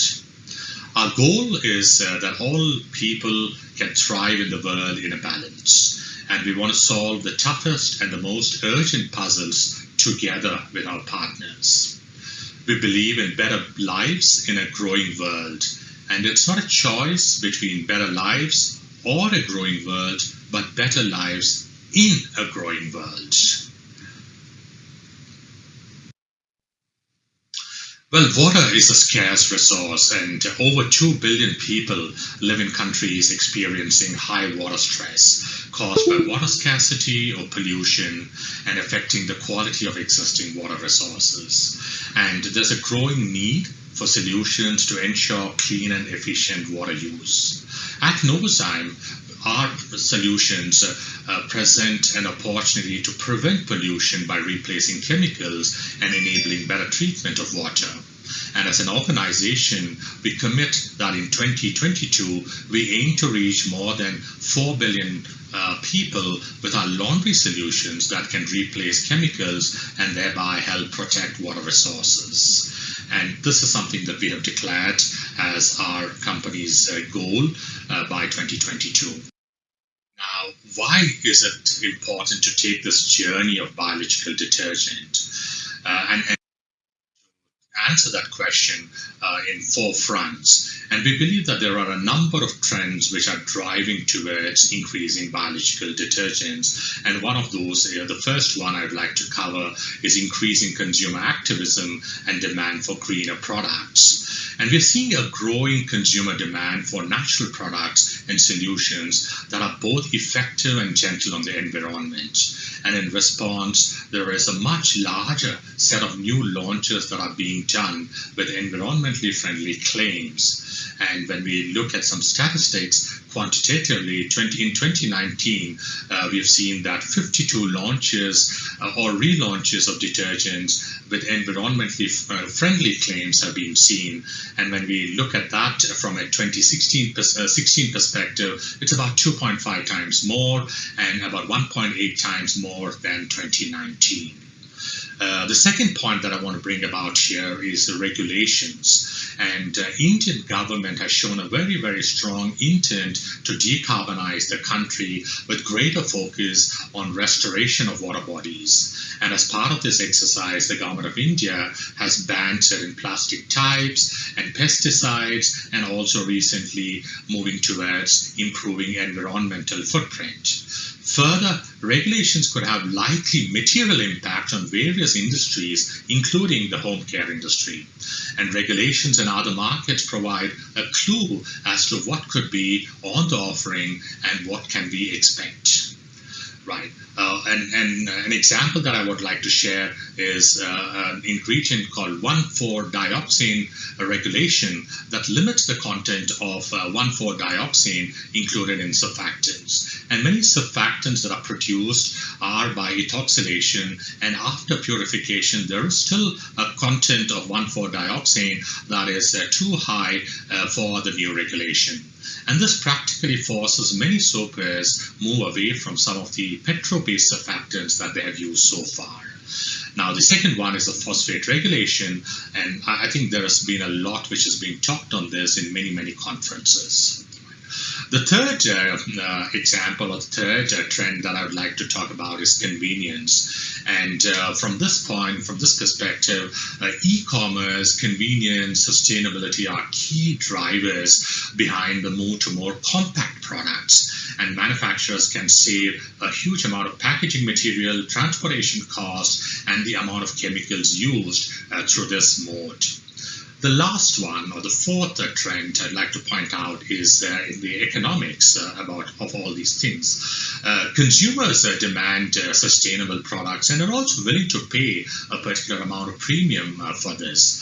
And staying on economics, I also think that oil price volatility is something which has always been there, which has always been the norm, and it is important to sort of bring in and de-risk the operations by reducing the dependence on fossil-based fuel and the chemicals deriving out of this. And it's an opportunity for us to incorporate ingredients which can not only provide sustainability credentials, but also help increase the supply and pricing uncertainty, and also bring in some cost security into the formulations.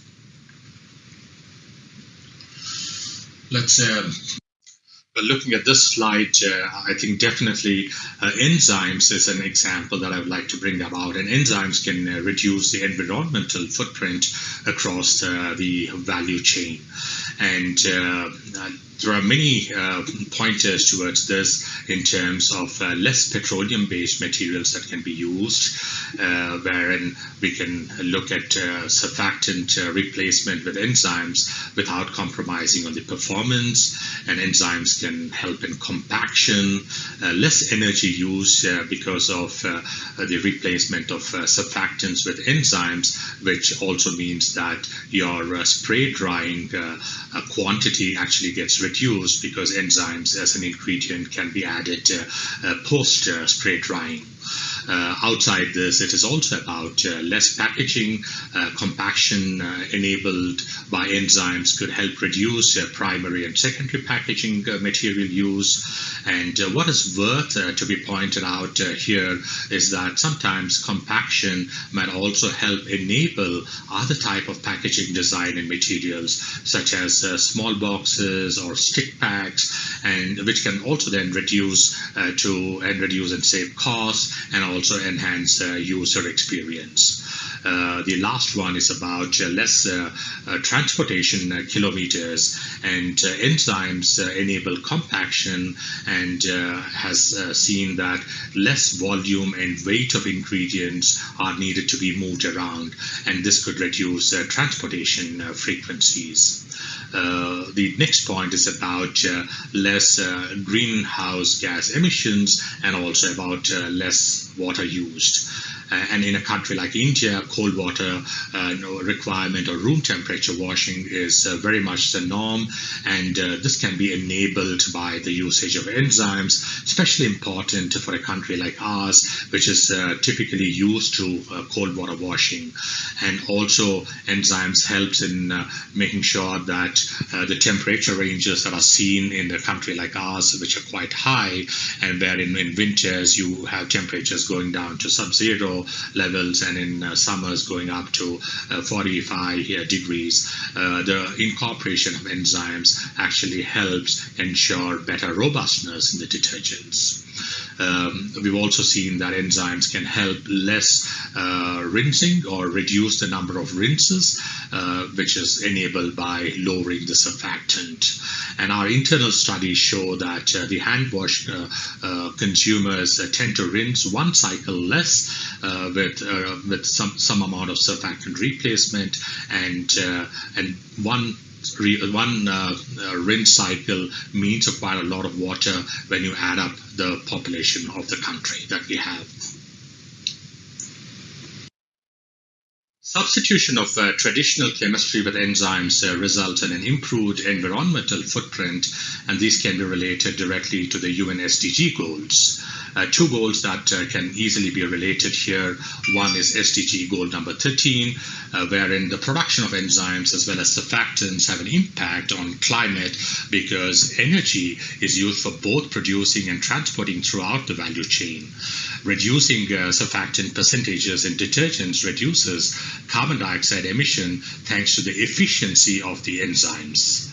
The other goal is UN SDG 14, wherein we all know that detergents end up in lakes, rivers, and coastal zones that have an impact on life below the water. Critical dilution volumes, or the CDV, indicates the toxicity of the detergent ingredients. CDV is the volume of the water necessary to dilute the used detergents to a level where the water living species were to be unaffected. And if you look at India, and as a result of reduction in traditional chemistry, anticipated reduced CDV will be around 29 BCM per annum, or equivalent to 30% of the water flow into Yamuna per year.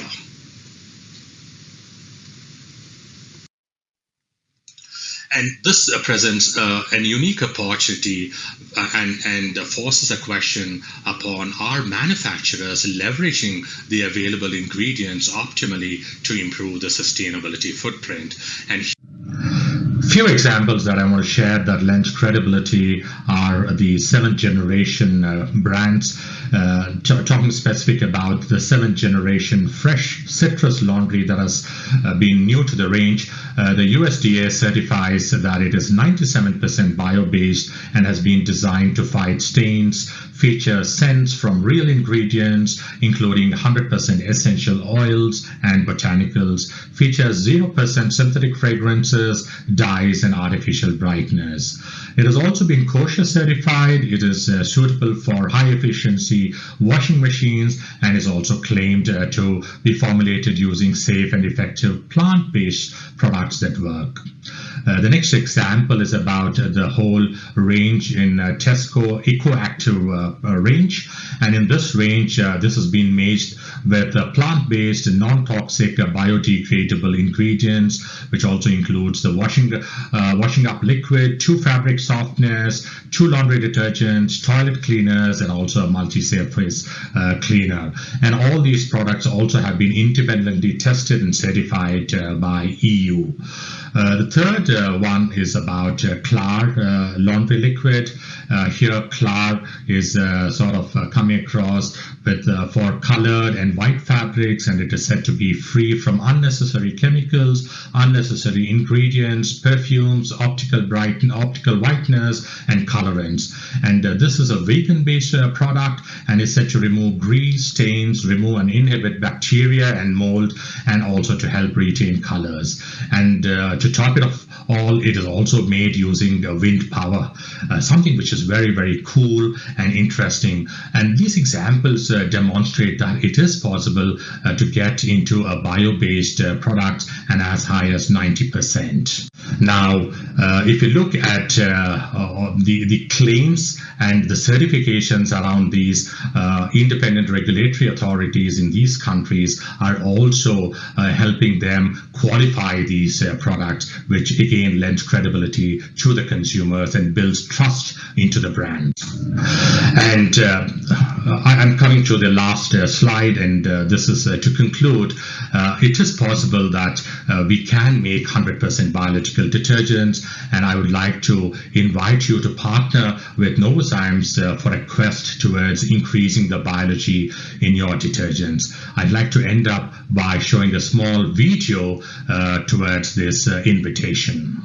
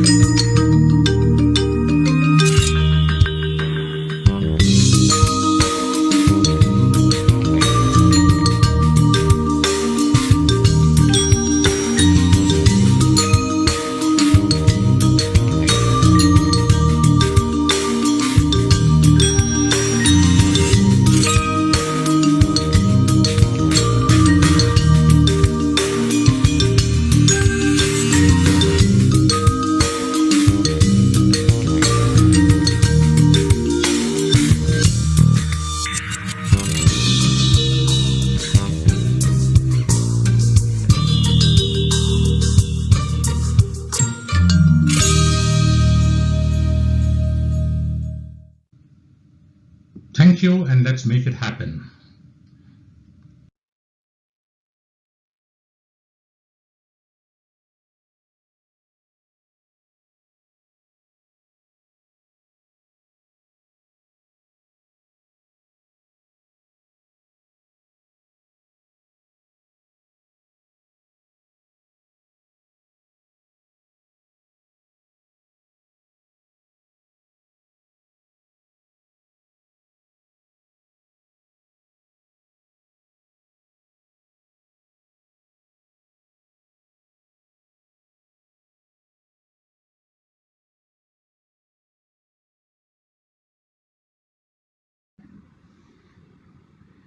Hello everyone, I hope you and your loved ones are safe. It's a privilege to be here along with all of you and get an opportunity to share my thoughts on the key trends that we're seeing in the laundry category.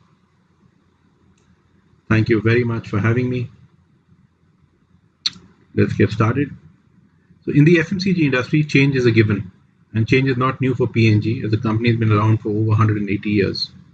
P&G has always embraced change, and more often than not, driven change via innovation. From being the first company to invent a floating soap called Ivory back in 1879, to inventing the first ever disposable blade with Gillette in 1901, or launching the first ever soft toothbrush using nylon bristles in the world called Oral-B, and recently creating the anti-dandruff category with Head and Shoulders. P&G has always responded to evolving needs.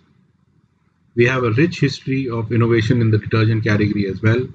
Back in 1933, we were the first company to launch a synthetic detergent in the world called Dreft. Back in 1946, P&G developed the first heavy-duty detergent which would allow for better cleaning versus any other product available in the market back then. The invention took many years of research and development. After the first 7 years of experimenting with different formulations, the project was actually formally cancelled. This, however, did not keep the R&D team from working on it in their spare time. And luckily for us, after 14 years of research, they finally created a prototype that was quickly named Tide. The Tide brand was therefore launched in 1946 and was called the Tide Wash Day Miracle and was the first heavy-duty detergent in the world. Since then, there's been a constant pipeline of innovations. We were the first to introduce enzymes in detergents back in 1968 and gave consumers superior stain removal in every wash. We were the first to add bleach to our powders, which allowed for whiter whites. We did that in 1988 on Tide. Even more recently, in 2005, we launched a laundry pen, which is called Tide 2 Go pens, which enable consumers to get stain removal on the go. Our biggest recent innovation has been really Tide Pods. We launched them in 2012, and these pods have really greatly simplified laundry. They're basically a combined single pre-dose detergent, which combines multiple products into a pre-dose capsule that dissolves completely during the wash, giving consumers a simple, easy way to get perfect laundry results. Over the years, we've been constantly innovating in the category. The rate of change is only going to get faster. Let me share a few trends that we are working on currently so that we can continue to delight consumers and stay relevant in the years to come. Next slide, please. Here are some of the trends that are guiding our innovation. First being consumers have now a heightened need for cleaning and protection. This should not be new to some of you. This is played out across categories, and with COVID, we've seen this in multiple categories, and laundry is no exception. The second is that consumers today, more than ever, are aware of the environmental impact of the choice of brands or products. In future, given a choice, consumers will choose more sustainable options if they can afford it. The third has been playing out for some time. The wash load has been changing, and the wash load is even more diverse than ever. There are more types of fabrics, more colored clothes in every load. And we have a need for our formulations to evolve to better deliver against these challenges while not compromising on core cleaning. Let me take you through them in a bit more detail and talk to you about what we're doing to respond to these trends at P&G. Let's get into the first. Over the years, consumers have rated superior stain removal and overall cleaning as a top product benefit they're looking for from a detergent. But that's changed really post-COVID. Hygiene and germ removal have now moved into the top 3 needs that consumers are looking for from a detergent. And actually, hygiene plus stain removal is currently the top category need. This has been driven by a fear of germs and viruses. Consumers are telling us that they are concerned about the safety and well-being of their family and loved ones and are actively looking at compensating behaviors like washing with hot water, longer soak times, use of additives to ensure themselves of germ-free clothes. Hygiene variants have seen a plus 30% increase in purchase intent since COVID hit us. Research tells us it's not over, right? I mean, the recent data that we got shows over 40% consumers in top cities have claimed that they would consider using a laundry sanitizer in the last rinse to ensure germ removal. That's a completely new segment in India. Over 60% of consumers have said that they would try and dry clothes in the sun for a full day to ensure germs are removed.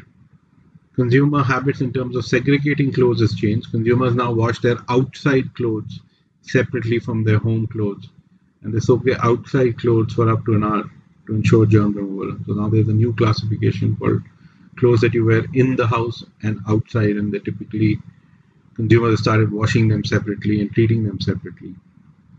This is a big opportunity for our category.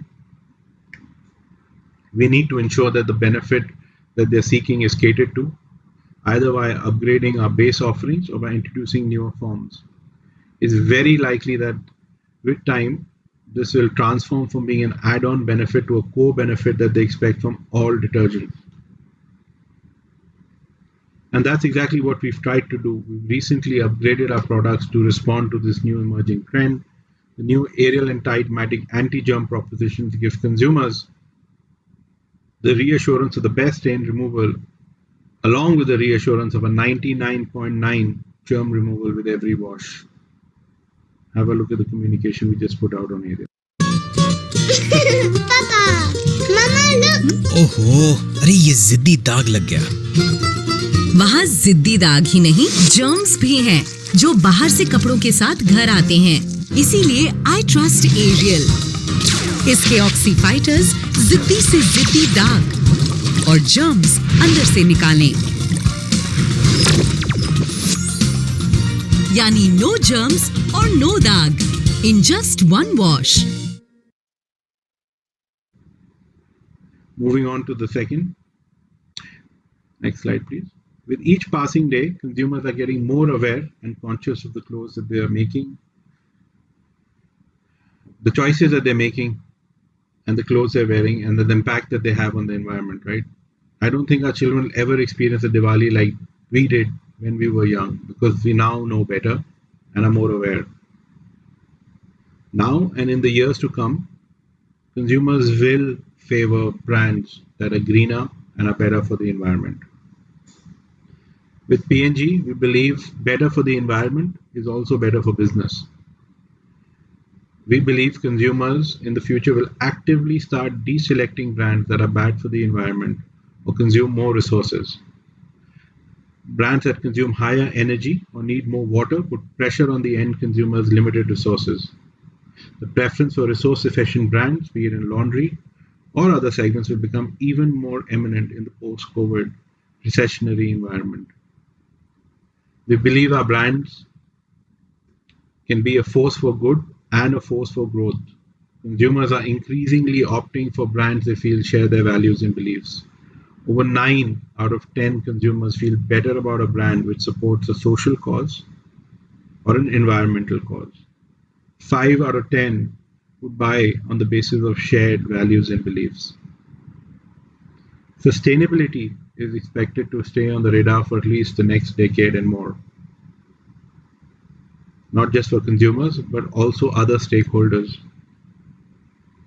At P&G, we've constantly been trying to find ways to make our operations greener and more sustainable. Let me give you a few examples. Phosphates, and you people would be aware, have been traditionally found in all cleaning agents. They're difficult to break down. They cause water pollution and are bad for the environment. P&G, on realizing this adverse impact, had gradually reduced the consumption of phosphates in 2005.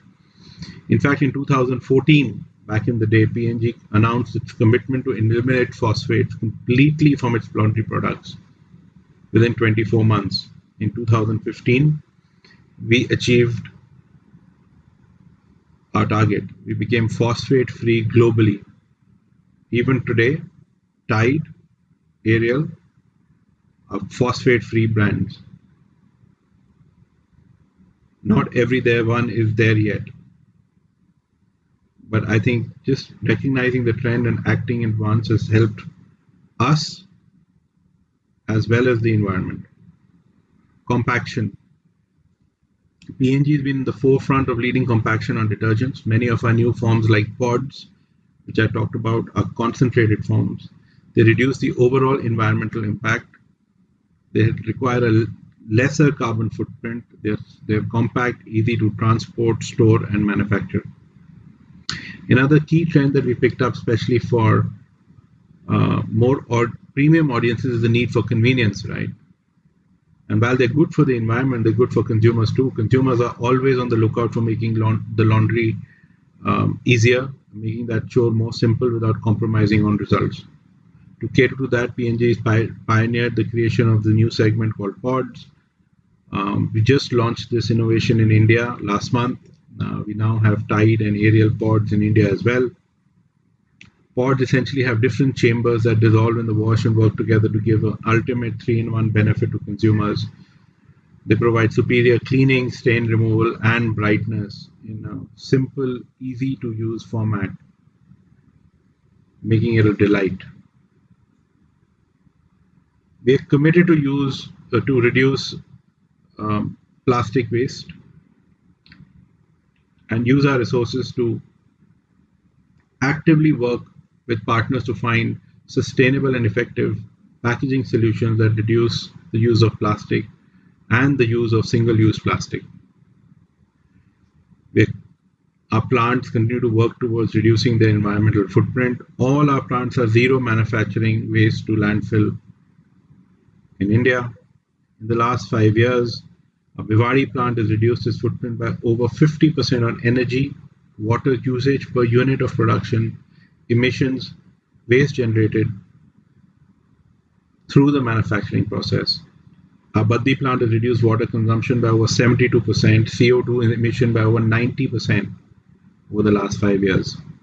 Our Hyderabad plant has reduced our energy consumption by over 50% by switching to energy conscious alternatives. Next slide, please. We at P&G recently launched Ambition 2030. This initiative lays out our sustainability goals for 2030. P&G's top 20 leadership brands, which include Tide and Ariel, will move to 100% recyclable or reusable plastic by 2030. We want to cut our greenhouse gas emissions in half across our supply chain and purchase enough renewable energy to power 100% of our plants. We will also source at least 5 billion liters of water from circular sources, increasing our use of recycled water. P&G will continue to create and transform partnerships that will help the planet thrive. We want to stem the flow of plastic into the world's oceans, protect and enhance forests, and expand recycling and reduce water consumption. Consumers increasingly want to know what the brands that they buy stand for. They want to know what are the values and beliefs of their brands, be it on an environmental or social issue. At P&G, we've made a choice to step up and use our voice in advertising by leveraging our brands as a force for good and a force for growth. Consumers are increasingly choosing brands that are taking a stand and have a voice on issues they care about. In 2015, we launched Ariel Share the Load, aiming to address inequality in the distribution of domestic chores. We started by raising a very pertinent question: why do 95% of Indian households have women doing the laundry, when with Ariel, anybody can get impeccable laundry results, right? So we had over 95% of Indian households having women doing the laundry, right? Now, over the last 5 years, we've had multiple editions of this movement. We've successfully leveraged our voice in advertising and created a platform for consumers to have a conversation around inequality in the division of household chores. This has brought about social change. We've seen from back in the day when 5 years ago, our research showed us that 79% of Indian married men thought that household chores are only a woman's job. That number today, thanks to all the conversations we've had, is down to 41%, which is remarkable. And we won't stop till it gets to zero, right? We truly believe that household chores are gender equal, and we will continue to raise pertinent questions to be able to bring about social change in the division of household chores. Have a look at the latest film we put out during COVID on Share the Load.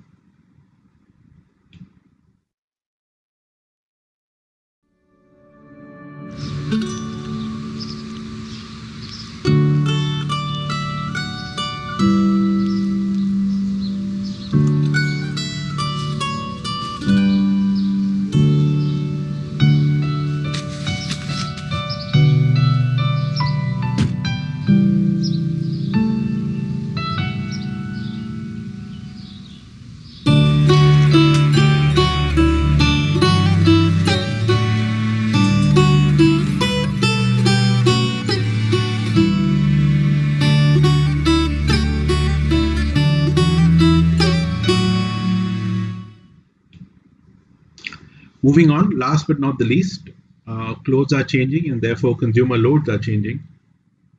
Like everything, fashion has become faster. It's now called fast fashion.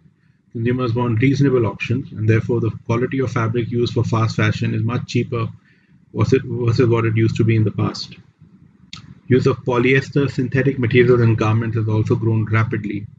The laundry load is more colorful and more diverse than ever before. Next slide, please. What this means for us is that we need to have the right balance between cleaning and protection to satisfy the needs of the diverse laundry load of today. You need detergents which are tough yet gentle. Color protection has remained one of the top 4 needs for Indian consumers. More than 60% of the loads are colored, and the preference for whites is being limited to only cotton and linen.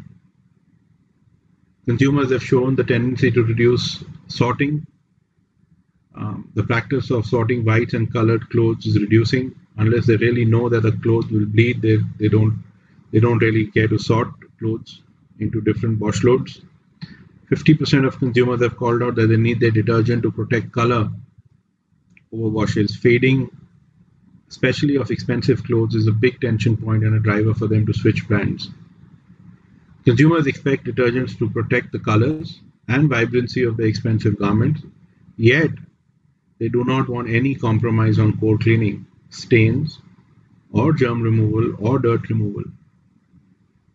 We recently launched the Bright Guard technology on Ariel, which provides great stain removal with color protection.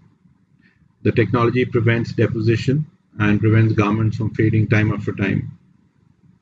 This is really appreciated and much appreciated by Ariel consumers, and the initiative is off to a great start.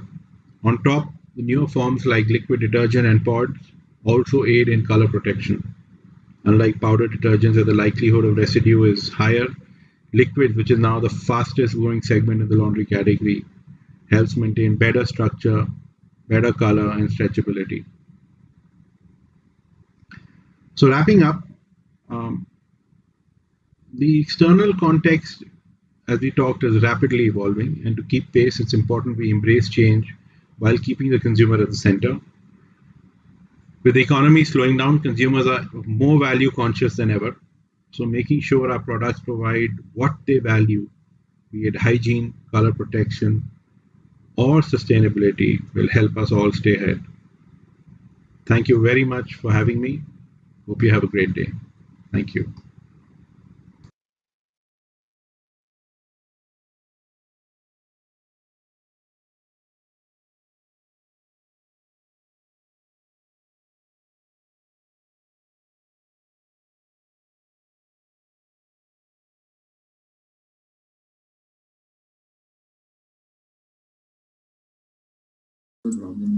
Start.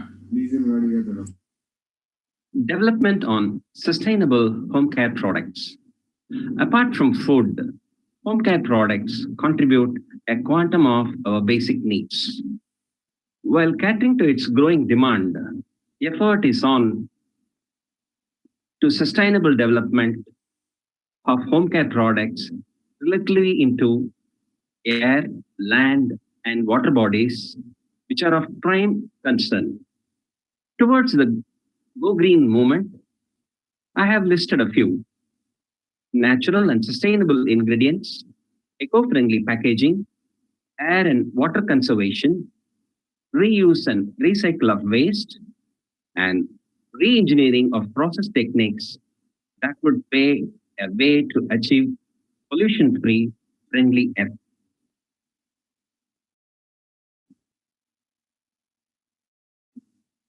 Natural and sustainable ingredients. What are these? Sediment-free components usage.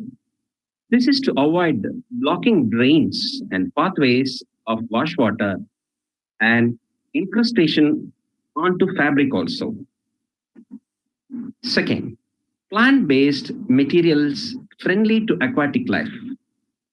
By choosing sequestering chemicals that are friendly to aquatic life, readily biodegradable surfactants usage, employing higher biodegradable surfactants which are in plenty available. Formulation for cold water washing. Reformulate suiting to cold water washings to conserve energy and excess usage of fossil fuels. Incorporating enzyme-based surfactant for specific stubborn stains such as blood, sebum, and so on. Use of enzymes in home care products is always a preferred one. Oxygenated products to enhance in situ action. Ingredients that release nascent oxygen for efficient dirt removal.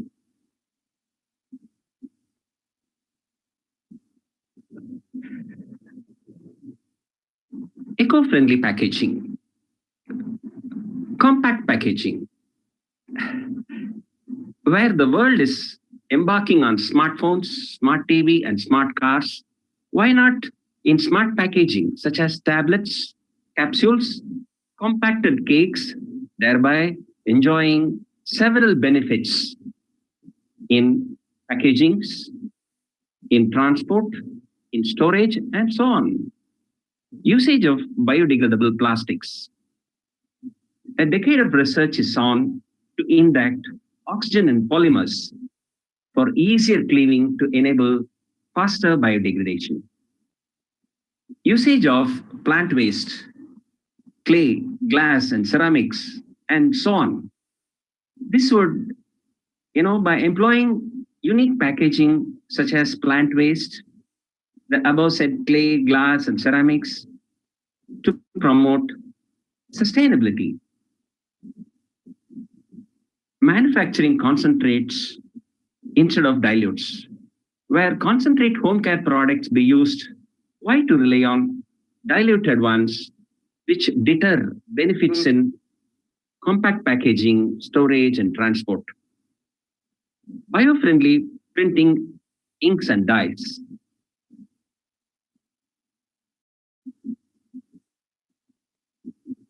Plant-based dyes can be employed in printing. Innovative embossing techniques be adopted creatively for sustainability. Third, air and water conservation.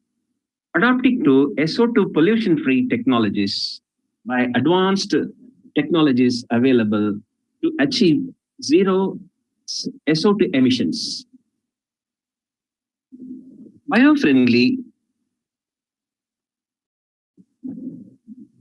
perfumery usage.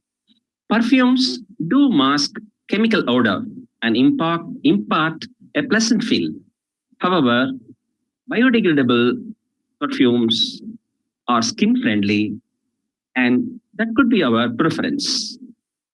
Usage of foam dissipator for low-rinse. Higher the foam, it is always perceived it's a better surfactant. There are foam suppressants that can enable use of less of water for rinsing to conserve the precious gift of our nature, the water. Innovative forced air washing machines. Trials are already in place for inducing forced air in washing machines to achieve lower surfactants usage. Conformance to pollution norms. Ultimately, it is mandatory to adhere to pollution norms and let the effort be towards zero pollution.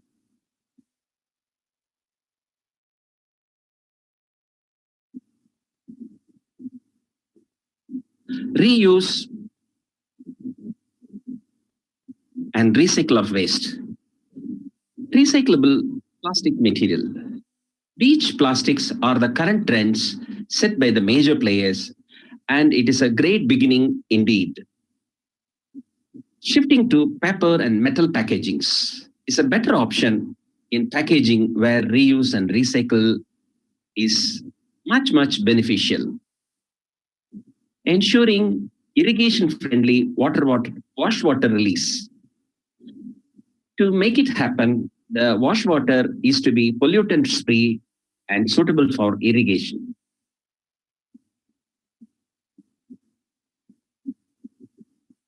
Re-engineering of processes. Redesign processes to combat release of pollutants.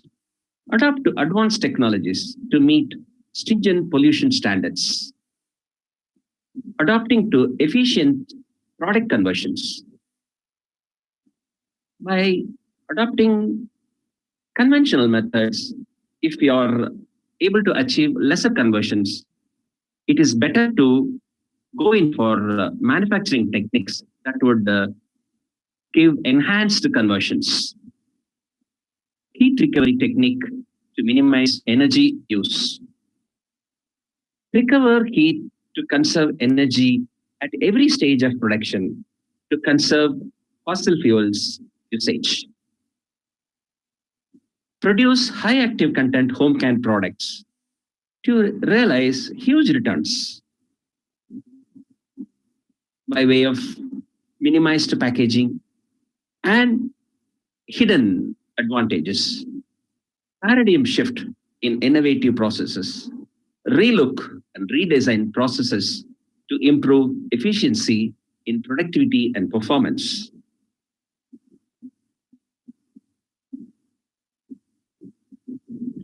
Care to the home care. Efficiency on productivity and performance, adopting to advanced technology and rework towards sustainability. Of course, cost reductions on handling and in logistics. Realize on hidden benefits with concentrate products and smart packaging techniques. Value for the money to the end user. Be conscious to part with the benefits to the end user to grow along with them. Give back to Mother Earth. Consciously give back to Mother Earth for sustainability in nature to our future generations. Thank you very much.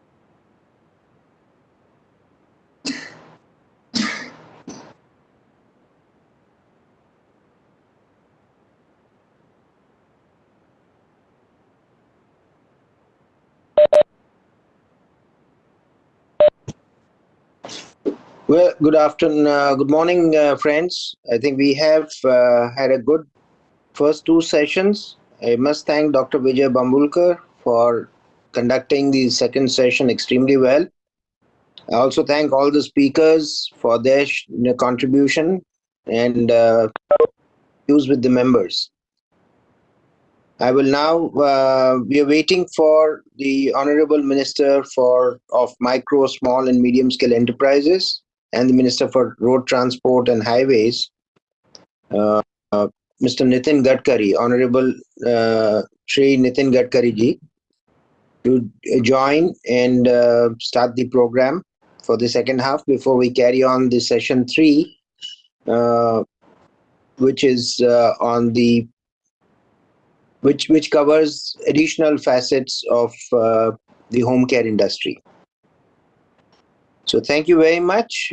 Please wait online patiently till we have the Honorable Minister come and share his views. It's important to hear him because though he's consented to sharing his views with us, it is very important at this point because the Honorable Prime Minister had made an announcement that the MSME sector would be supported financially by 20,000 crores, which is 10% of our GDP. And that's very significant. And we have a very dynamic leader who heads the micro, small and medium enterprise sector. So I think it will be very interesting to hear his views. We just need to be a little patient as we wait for him to join. So could I have the event managers please put us on hold for another few minutes till the Honorable Minister comes online?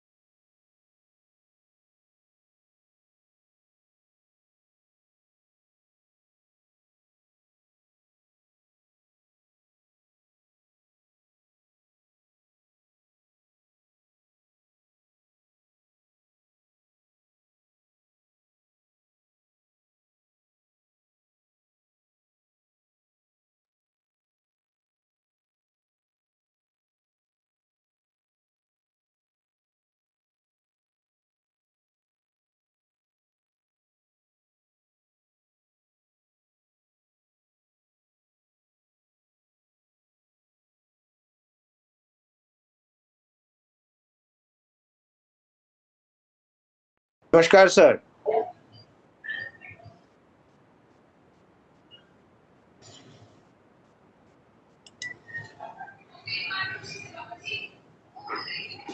Namaskar, sir.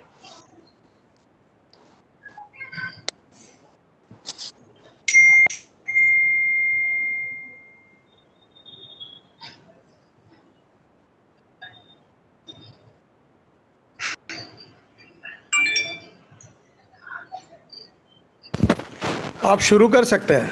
Acha. Namaskar, sir. Welcome on behalf of all our members and our 1350 MSME members who cater to the needs for the home care industry and cleaners for over 90% of our population. So we are sincerely thankful to you for being present here and sharing your views on the future of how the MSME can contribute to being Atmanirbhar. Your dynamic actions, your visionary actions also are looked forward today in your presentation. So we all are eagerly waiting to listen to you, sir. Thank you very much. Sri Sanjay Trivedi, Founder President. All dignitaries and dear friends. First of all, the sector which is related with you, that is Indian home and personal care industry, is very important sector for the country now. Because of COVID-19, we are facing a lot of crucial problems. And these are all problems related with our health. As far as Clean India movement is moving very fast. And one of the important reason is we need to understand health point of view, hygienic point of view, how to protect our bodies and how to protect the society from particularly the bad things. So particularly in this field, lot of research is going on. And exactly what my suggestion to you is, your innovation research is very important. I always tell to the people that innovation, entrepreneurship, science, technology, research, skill, and successful practices, we name it as a knowledge, and conversion of knowledge into wealth is the future. Regarding this personal and home care industry, there are a lot of new innovations and research are available in the country. At the same time, many of the research and new innovations available in the world.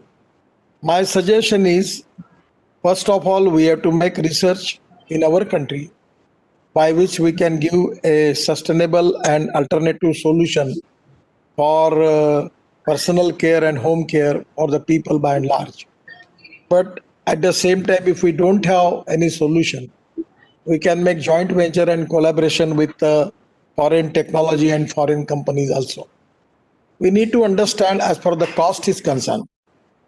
And the cost, and presently, because of chemical products, there are a lot of things which are creating complications in the life of the people. That's the reason that we need to have more research and study related with the organic chemicals. That is very important. So regarding this clean and other environment, which is the commitment for the country, we are working on a lot of schemes, that is conversion of waste into wealth. Now, in my old home, we have organic waste processing plant by which we are getting organic fertilizer. At the same time, the plastic, glass, and the metals also, we can make the recycling of them. Even the sewage water in my own city in Nagpur, we are selling it to the government of Maharashtra for power generation, where we are getting 325 crore as a royalty from the water. At the same time, now we are planning to take it methane from that water and bifurcate methane from CO2 to get bio-CNG. And the plan is to run the buses of Nagpur on bio-CNG. The ethics, economy, ecology, and environment, these are the important three things which are very important for the country. And particularly the home and personal care industry has got a huge potential. Now, a lot of people now they are using sanitizer and hand wash. I have got my own company. I'm not looking after it, but my Son is doing the business. He's making from sugar, hand wash, detergent, laundry detergent, and many things. It is eco-friendly. It is very popular. He is now going to establish his own industry in Russia and Dubai also, because there is a huge export potential. So these are the things where we have a lot of research is very important. The IITs, universities, and different departments, department of biochemicals and other department also, they can make the research on it. And by making good research, we can make good formulation by which we can give economically viable solution for home and personal care industry. That is the reason that even in the municipal corporation also, particularly for a lot of things, they need good type of eco-friendly insecticides. They are using lot of chemicals, but actually somewhere we need organic chemicals, which is not hazardous for the mankind. So the way in which the industry is developing, I feel that there is a huge potential. This is coming all under MSME. We are ready to support you. Whatever the facility you want from MSME, I am really taking preventive measures that it should be clear as early as possible. So whatever the proposals you have, you can take it to the bank and to my ministry or for the offices which are there everywhere, regional offices are there, by which we are ready to help you. And I only one thing is very important, that good quality is very important. 101% good quality, good packaging, delivery on time, punctuality, and for the market now it need a good advertisement, the presentation. So I feel that the future of this industry is very bright. This is the need of the society. Export potential is very huge.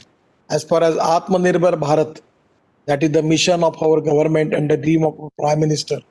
For that reason, we need to make more exports and reduce imports. So naturally, this industry can make more exports.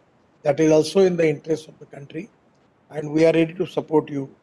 Whatever the problem or suggestion from your side, give it to me, and 100% we will support you, and we will resolve your problems. Once again, I am giving my all best wishes to all of you. Thank you very much. Namaskar. Thank you very much, sir. It was a very enlightening, very precise, very concise message to our members. We can assure you, sir, that we are aware of the technologies which are current, and we need to have your support for one step forward from moving from what we are using conventional products to concentrated forms, which will save plastic, which will use greener surfactants in their manufacture. Just as you said, organic, these are renewable energy chemicals that we want to use. So we will need that support from the government, because we do see challenges as we move forward. You know, environmental clearances still take time, infrastructure. In spite of all the effort you've made, infrastructure is still a difficult area to work on. I have 3 questions for you, sir, which my members have requested that I ask you. With your permission, if I can ask you those 3 questions. Please ask. Yeah. So the first one is that the MSME sector, our members are working towards Atmanirbharta, okay, which is the need of the hour. So good products, quality products, and moving towards that. How do they avail of the fiscal benefits offered by the government? Because there was an announcement of 10% of the GDP as an incentive for MSME sector. The first question is, how does the MSME sector avail of these incentives? Actually, presently we have 5 to 6 schemes are there. Every scheme, it is already described what type of incentives you are getting. Some of the incentives from the state government and some of the incentives from the central government. Okay. On the basis of that, scheme to scheme, we are giving support. There are some schemes of the state government which is the concessions and incentives are depending upon the which districts you are going to start industry. There are special concessions for that in the backward area, in the other area also. So my suggestion is, you when you decide to start any industry in which district, you can contact to our officers, particularly from MSME. If you are from Nagpur region, Mr. Parlewar is there. So his office is there. You go and approach him. He will tell you which type of scheme is applicable to you. On the basis of that, you apply for that. and Okay. you will get the concessions. But there are some concession given by the state government, some concession given by the central government, some are tax concessions, some are incentives. So every scheme there is a different type of concessions available. On the basis of that, you can apply, you will get the things. Wonderful. Thank you very much, sir.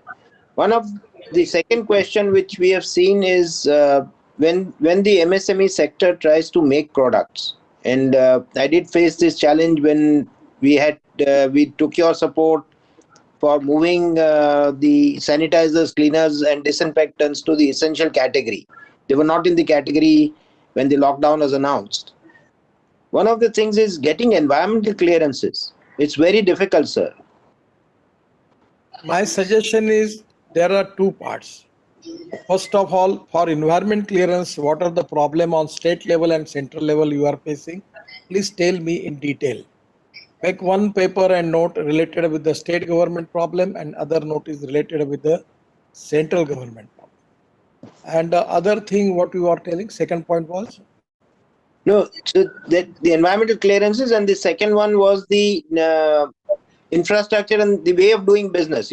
First one was we got your support for getting it classified under essential goods during the crisis. So my suggestion is don't go and don't apply it for essential goods.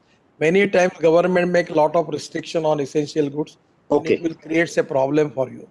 My personal suggestion is don't make it essential. Okay. Because it will create more problem for you. But my suggestion is regarding research with the universities, IITs, and particularly the people who are working especially on research using biotechnology, nanotechnology. On the basis of that, if the quality of the product is very good, then it will be a good potential for you for export. But somewhere there are some people who are making shortcuts. Their quality is not up to the standard, and they damage the market and they damage reputation. So quality, reputation, good packaging, and honesty. These are the big asset for the good business for the future. So my suggestion is don't compromise with the quality. Yes. Now hand wash, sanitizers are very popular. People are using it. But some of the people, they want to exploit the situation. This is not a good position. So we should make reasonable profit. We should maintain good quality. Now there are some problem regarding this hand sanitizer and other thing. The plastic pumps was shortage was there. But today we are already in Atmanirbhar Bharat. We are making all the things in India. We don't need to depend upon China. So my suggestion is make it here, making a good research, make it certification from the appropriate authority, making a good quality of material, using good raw material, and ultimately the result of the product is very important. If the people are satisfied about the quality of the product and the result and performance of the product, then it will be a good reputation for you to get good business. That is very important. So don't make shortcut. Shortcut cut you short. My suggestion is about quality. It is very important that you should concentrate on it. Presently, everywhere we have IIT, engineering colleges, biomedical colleges, biomedical research organization, the organization like NIRI, organization like MGIRI, we have got engineering colleges. So my suggestion is if you can take the advantage of all these institutions for making good quality of your products, it can be very much interested for the future of your industry. That is very important. No, thank you very much, sir. Our members are focused on making high quality products. That is very clear that the commitment of all our members is to make good sustainable products. And one of the things that did come up is today in the world, if you look at developed countries like Japan or even the US, they've moved from powders to liquids to concentrated liquids to super concentrated liquids, even in the form of pods. One of the majors, Procter & Gamble, has recently launched 20 milligram pods, which is single wash water soluble plastic. Now, these when we start doing into innovations, research, and making these products, which are more sustainable, there is always the question of can we get any fiscal support for it? Because if we get some concessions on that, the members will be driven to make the change. Because I'm seeing a move from I'm comparing this always with the landline phones versus the hand phones, where the penetration is very extensive. Similarly, if we move from conventional products to products of this nature which are sustainable, I think it will be a big help. And we'll come back to you with a note, sir, on what will help us in making that happen. Sir, my suggestion is you need to reduce the cost of production cost. Right. You need to improve the quality of the product. Either it is in solid form, liquid form, or a concentration, that is up to you to decide about it. But exactly when the people will experience about your product, if their product is giving good results, there is no problem. There are a lot of products in the market which are established. When you are getting good results, people are using them. So my suggestion is ultimately good quality of product. Quality is very important. Then cost is very important. And for that reason, my suggestion is why you are not taking help of universities, departments, different departments, the professors, doctors. They have got the laboratory. Then organization like NIRI, MGIRI, they are working on a lot of things. So my suggestion is if you will make it an availability of raw material is also very important. If you can get a good raw material from that area, which is with a cheaper rate, you can reduce the cost. Ultimately, this is related with your business approach and policy. Absolutely. It is depending upon you. And my only suggestion is government is giving a lot of facility. But it is not possible for the government for every separate industry we have to formulate new policy. Absolutely. This is not possible. My suggestion is if there are some problems, suppose you have a problem of ecology and environment from the department, let us give it to me. We will resolve that. But this is issue related to the state government and central government. What type of changes you are expecting in the state government policy? What type of changes you are expecting in central government policy? Give it to me. If it is to be justified, I will see that it will be rectified. But my suggestion is now with an innovative approach, with no compromise with the quality, with good packaging and advertising and marketing skill, there is a huge potential available in the market. And there is a lot of concessions, incentives in the different schemes is already there.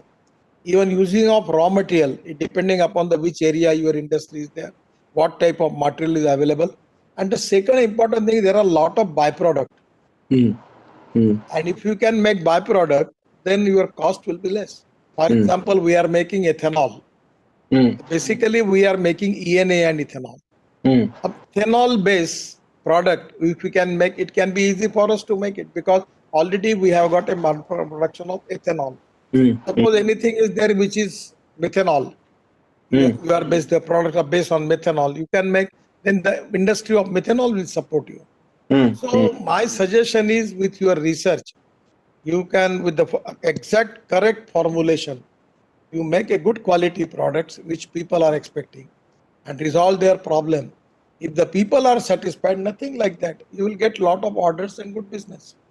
Ultimately, government is a facilitator, is ready to support you. But ultimately, the thing is depending upon the quality of your products and good packaging, delivery on time, and other things are equally important.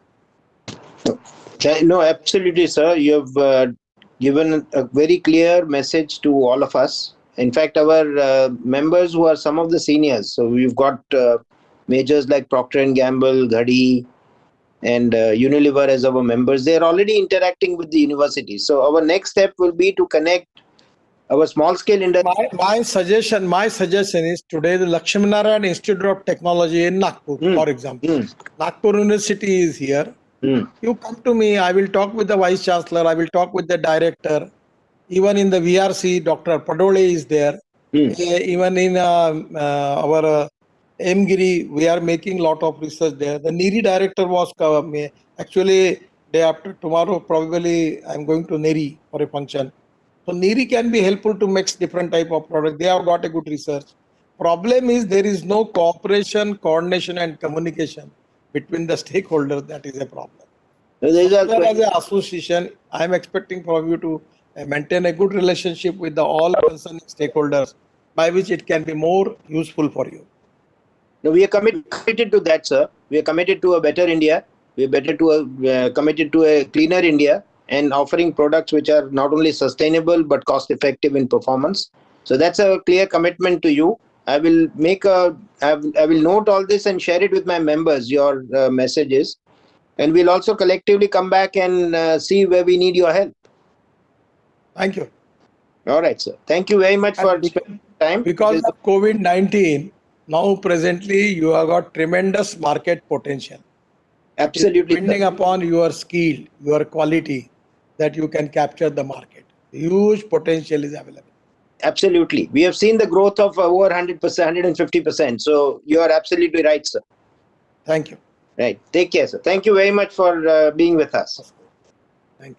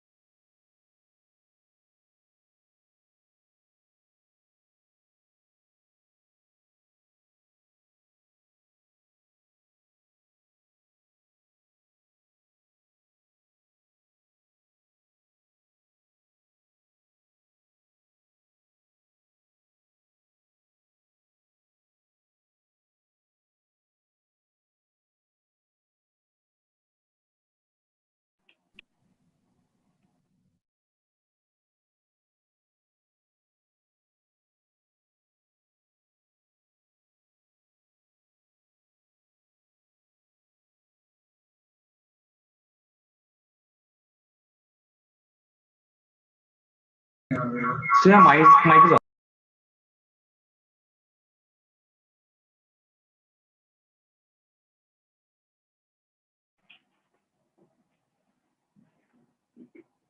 Well, delegates, am I live now?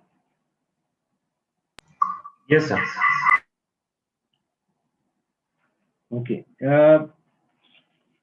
Friends, I'm sure you got a loud and clear message from our Honorable Minister for MSME sector.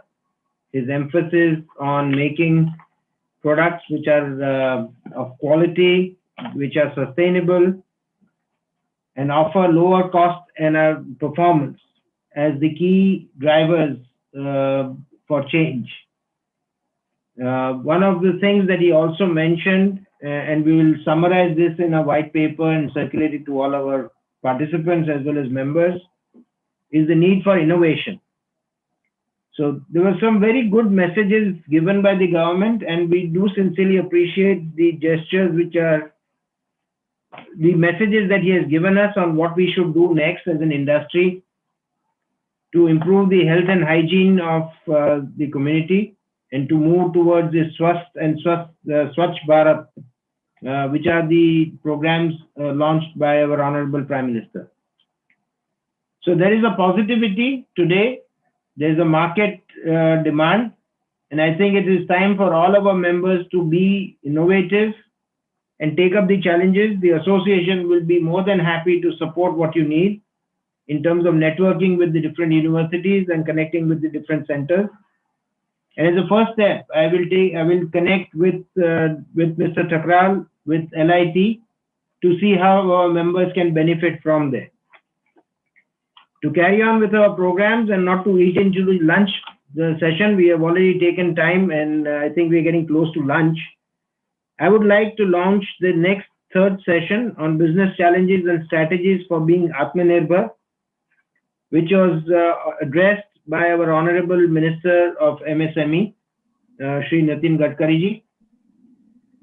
I think I was going to invite, there are two speakers on this and we have a panel discussion. So I'm going to request Mr. Ranjit Thorat to share his presentation with us, followed by Mr. Ravi Raghavan, who is also a well-known name in the home care and personal care industry and the chemical business. So I'll hand over the mic to Mr. Ranjit Thorat for sharing his views.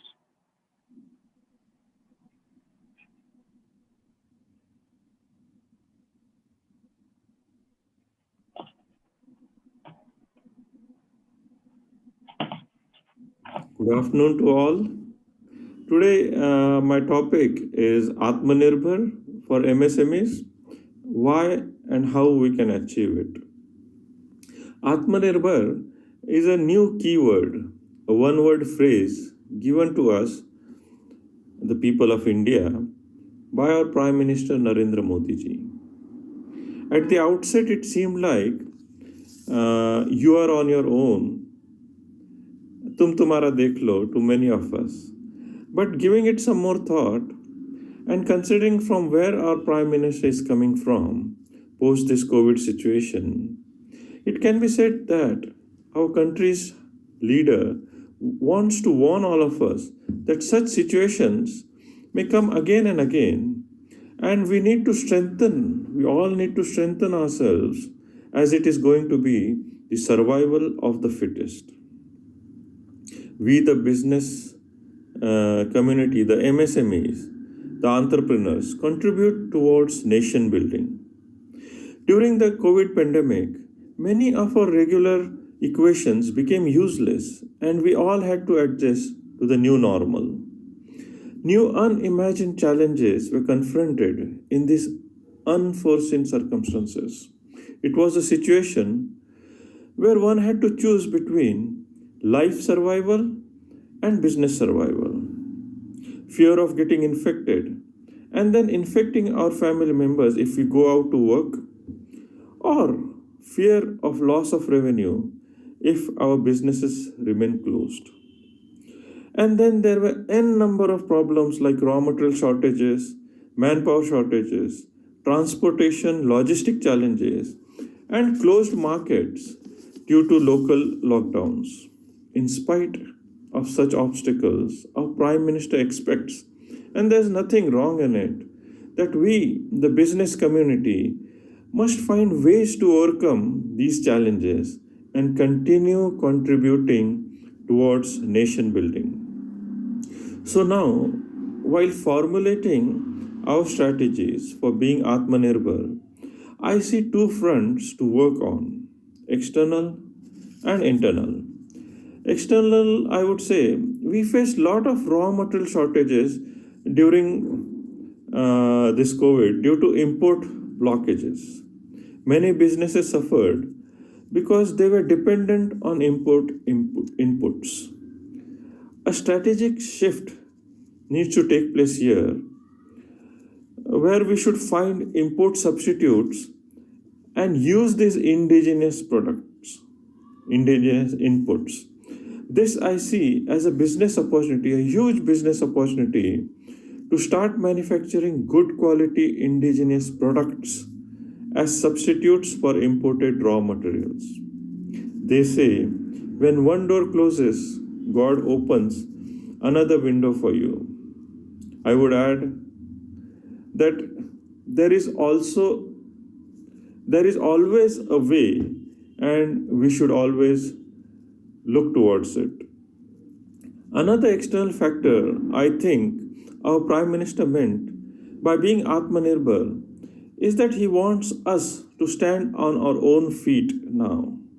No more sales tax benefits, no income tax benefits, no more tax holidays henceforth.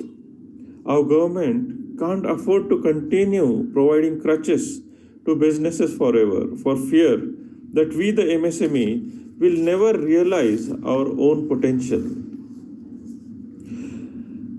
अब हौसले बुलंद रखने का वक्त आ गया है. Now, how do we adjust to this new normal?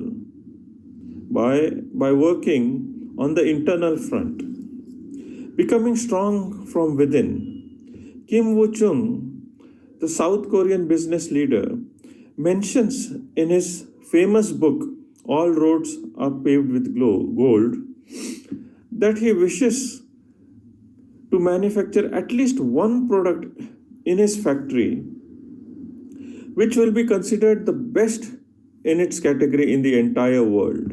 This should be our goal of all MSMEs. Statistics say that of all the businesses in India, 95% fall under MSME category. India has the youngest population in the entire world.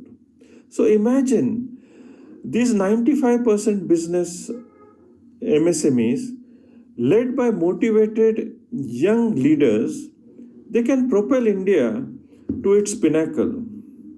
Our government should grab this one-time opportunity and create conducive environment for businesses to flourish.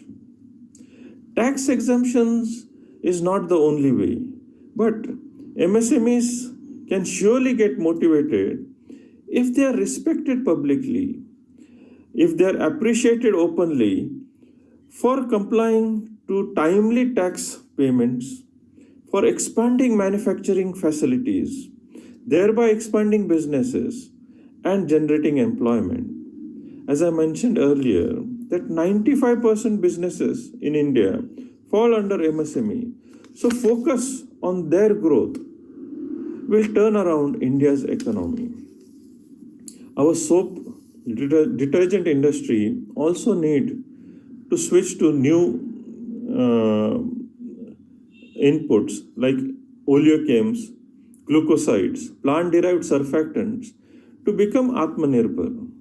This is entirely a new chemistry, and much will be said about this, much will be discussed on it in this forum. I, as the president of Maharashtra's Small Scale Soaps Detergent Manufacturers Association, I would like to invite oleochem glucoside manufacturers to take in-plant trials at our facilities and promote these new products.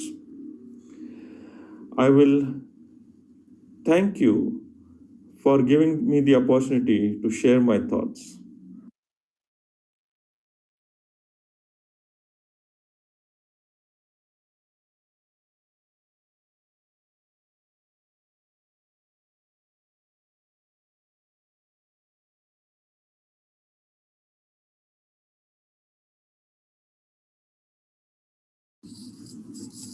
Good morning, friends. I'm going to take the next 15-20 minutes to talk about some of the raw material challenges I think that the Indian home and personal care industries could be facing in the years ahead.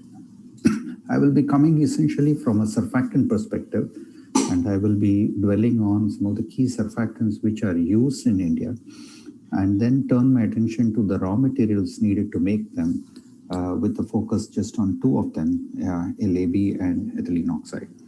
And I will then wrap my presentation up with a few conclusions. From a surfactants volume perspective, the Indian surfactant demand is estimated at about 1.25 million tons in 2018. And I dare say that the demand in 2019 was not very different. As you can see from the pie chart on the left, the LABS is the dominant surfactant in use in India, accounting for almost 3/4 of the total demand. The next most important are the fatty alcohol ethoxylates in the sulfated form, and these account for about 8% of the total market. The LABS's domination essentially comes from the fact that it is the dominant surfactant used in fabric wash, as also in hard surface and cleaning, besides wide use in several industrial cleaning applications, particularly in the textile industry, textile processing industry. The fatty alcohol ethoxylates are more widespread in the personal wash segment, as well as some limited use in home care as well. The fatty alcohol sulfates are more dominant in oral care, although there is some limited use in some non-wash industrial applications as well. MES has flattered to deceive and now accounts for really a negligible share of the fabric wash market in India, largely because of some of the issues related to the stability of the formulation, etc. AOS has carved out a niche. This varies year on year, but it does have some application in the home and personal wash as well as some industrial applications as well. The point to note also is that there is a tendency now to use mixed surfactant systems in an Indian context, and combinations of LABS, AOS, and SLS have become fairly commonplace in the industry. The personal care industry does provide some opportunity for performance-oriented surfactant systems to be used, whereas the home care segment, which is the larger volume one, is still very price sensitive and largely commoditized. The industrial segments offer some opportunities for differentiation by targeting some niche applications. So in terms of the manufacturing ability for the surfactant LABSA, I think India is adequately served at this point in time.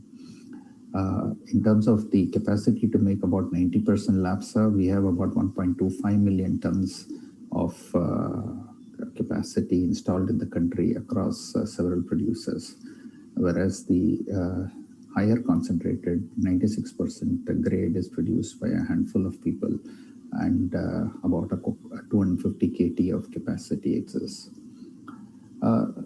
In terms of demand, I think the domestic demand is about 845 KT, which when added to an export of about 90 KT translates to a total demand of about 935 kilotons. So by and large, there is enough capacity to meet the current demand plus the export demand. And that is adequate to even serve the industry for the next few years.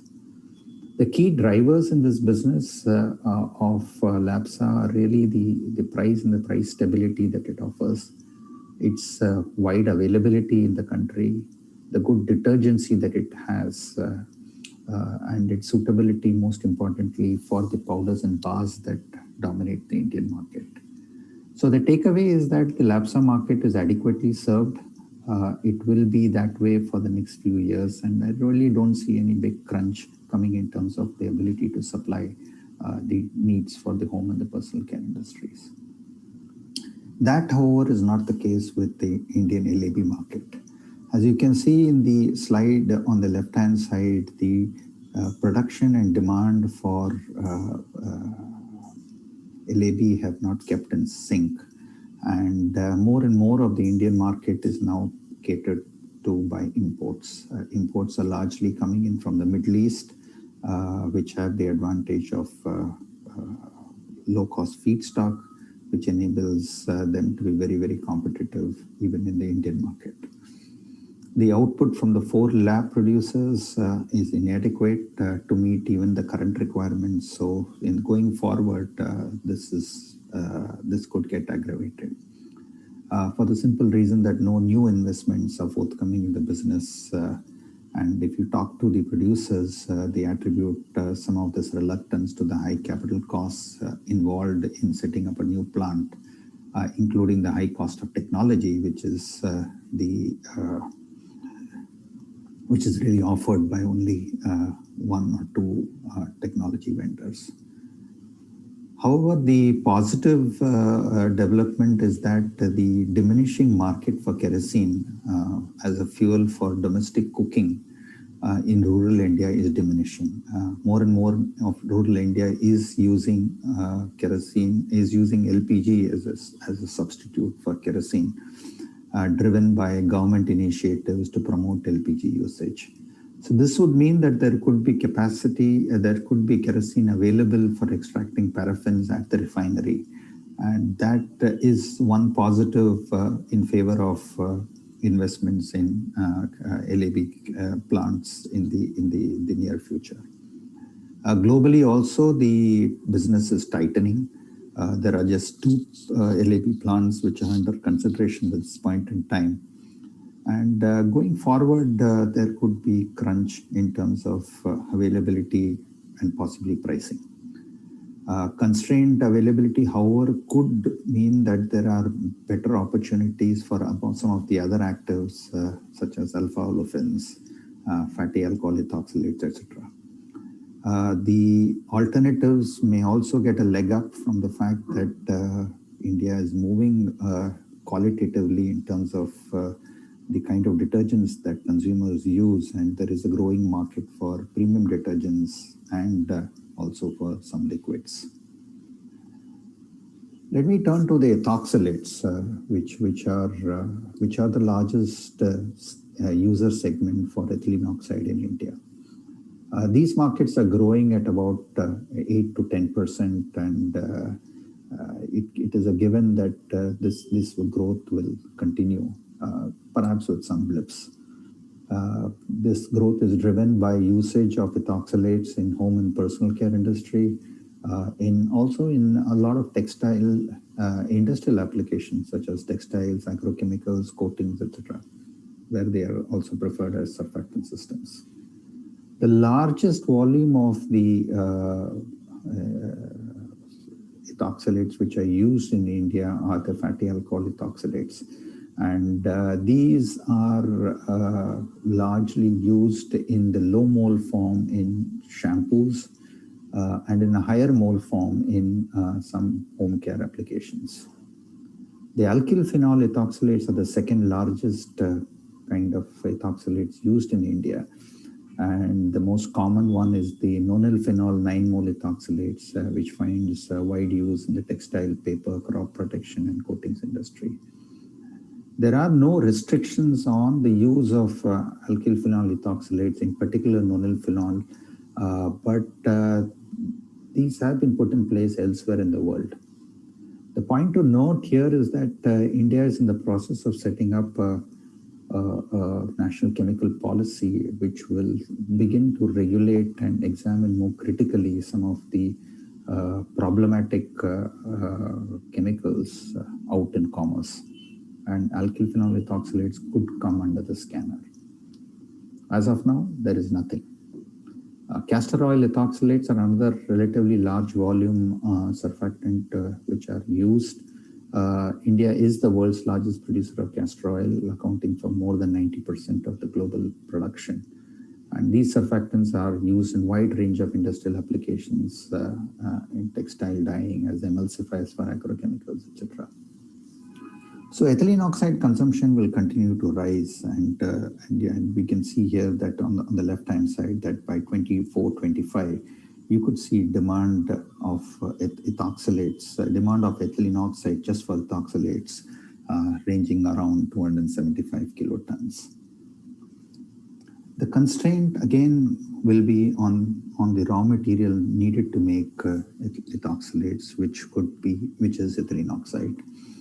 The current market is served by just one producer, although he has 4 plants from which it is produced.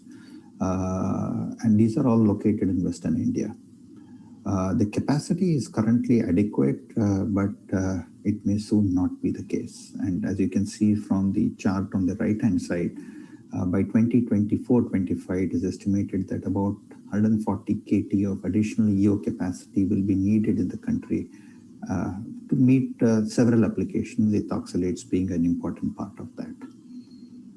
Another point to note that the producers who make ethoxylates are largely, for the merchant market, are largely focused on making MEG for their polyester requirements, and purified ethylene oxide is really a small part of their business.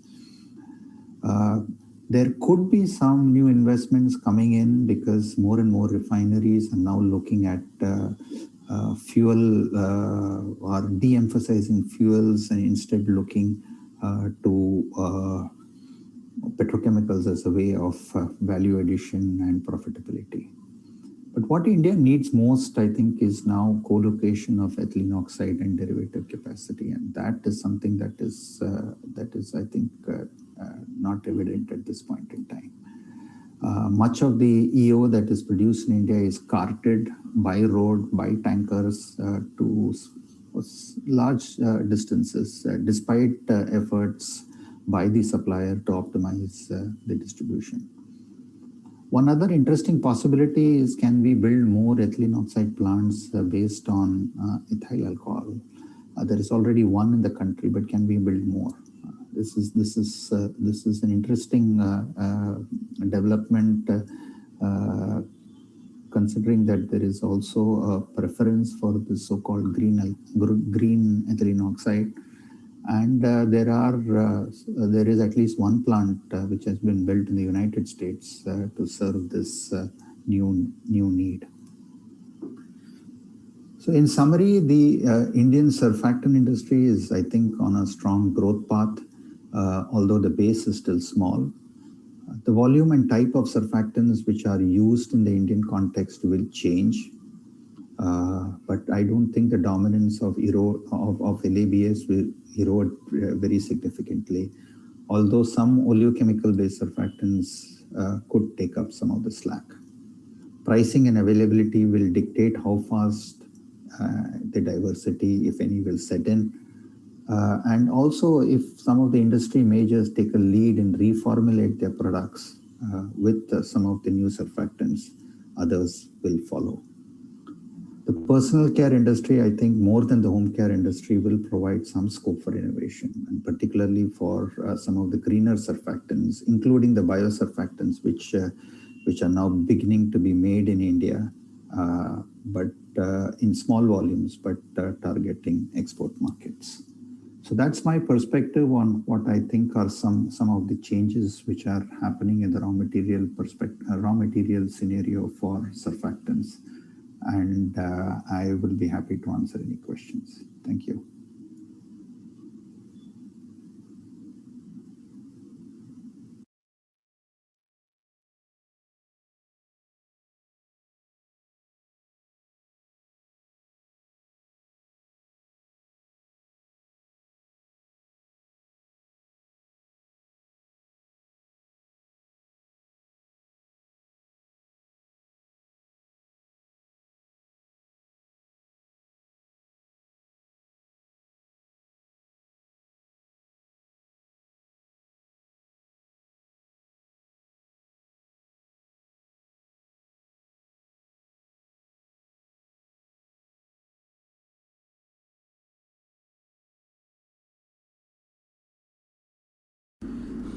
Good morning, everyone. It's a pleasure to be here with you all. I am thankful to Indian Home and Personal Care Industry Association for inviting me to this virtual seminar. Atmanirbhar Bharat Abhiyan, or Self-Reliant India campaign, is the vision of New India envisaged by Honorable Prime Minister Sri Narendra Modi. On 12th May 2020, he announced special package of rupees 20 lakh crores, equivalent to 10% of Indian GDP, to fight COVID-19 pandemic in India. The package focused on facilitating employees and employers, businesses, especially MSMEs, to get back production and workers back to gainful employment. This is expected to benefit 45 lakhs enterprises. The MSME sector making home and personal care products should take the advantage under the package. The aim is to make the country and its citizens independent and self-reliant in all senses. He further outlined 5 pillars of Atmanirbhar Bharat: economy, infrastructure, system, vibrant demography, and demand. Sri Nitin Gadkari ji, Honorable Minister of Micro, Small and Medium Enterprises, a visionary having a sharp focus to develop the MSME industries and grow the Indian economy. As a panelist, we have with us Sri Ranjit Thorat, Founder President of Maharashtra Small Scale Soap, Detergent and Cosmetic Association. He is also President of Rotary Club Aurangabad Central Charitable Trust. Based in Aurangabad, they manufactured the famous 501 bar for Tatas. He has a wide experience in laundry soap, detergent powder and detergent cake. He has factories in Aurangabad and also in Gujarat. He is a mechanical engineer and an MBA from USA. Please welcome Ranjit Ji Thorat. Mr. Ranjit, how do you feel about growth of SME in the field of home and personal care in India? Thank you, IHPCIA, and thank you, Jagdish Ji Thakral Sahab. I will answer your question in two parts, home care, and then we'll talk about personal care. When we say home care, we mean household cleaning products like washing of clothes, bed linen, curtains. Then in bathroom, we have toilet bowl cleaners, bath tile cleaners, mirror glass cleaners. In kitchen, we have dishwash bars for dishes, kitchen sink cleaners, hard surface cleaners, gas and grill, oven cleaners, and floor, furniture cleaners, carpet cleaners, etc. All these activities are serviced by various types of detergent bars, powders, liquids, sprays, etc. And they are in the domain of SMEs. In fact, SMEs play a significant role in this segment. Adding on, the Swachh Bharat mission has boosted demand, pushing the year-on-year growth of 40% of this segment. India, with its massive population size, provides a huge market potential. Geographical diversity, regional and cultural choices, religious compliances makes it easy for local SMEs to cater effectively than the MNCs. Scope for growth is unlimited here for SMEs. Until now, what we have seen is just the tip of the iceberg. I am sure that the Swachh Bharat Abhiyan will further pave the way for penetration in deep rural markets and unexplored pockets of our country. I would also like to point out the other side of the coin, where growth demands consistent quality, prompt service, and better reach. SMEs need to focus on this aspect seriously. You take care of this, then sky is the limit. Now coming to the second part of your question, which is personal care. Jagdish bhai, personal care is a totally different ball game here. Personal care are consumer products used for personal hygiene and beautification.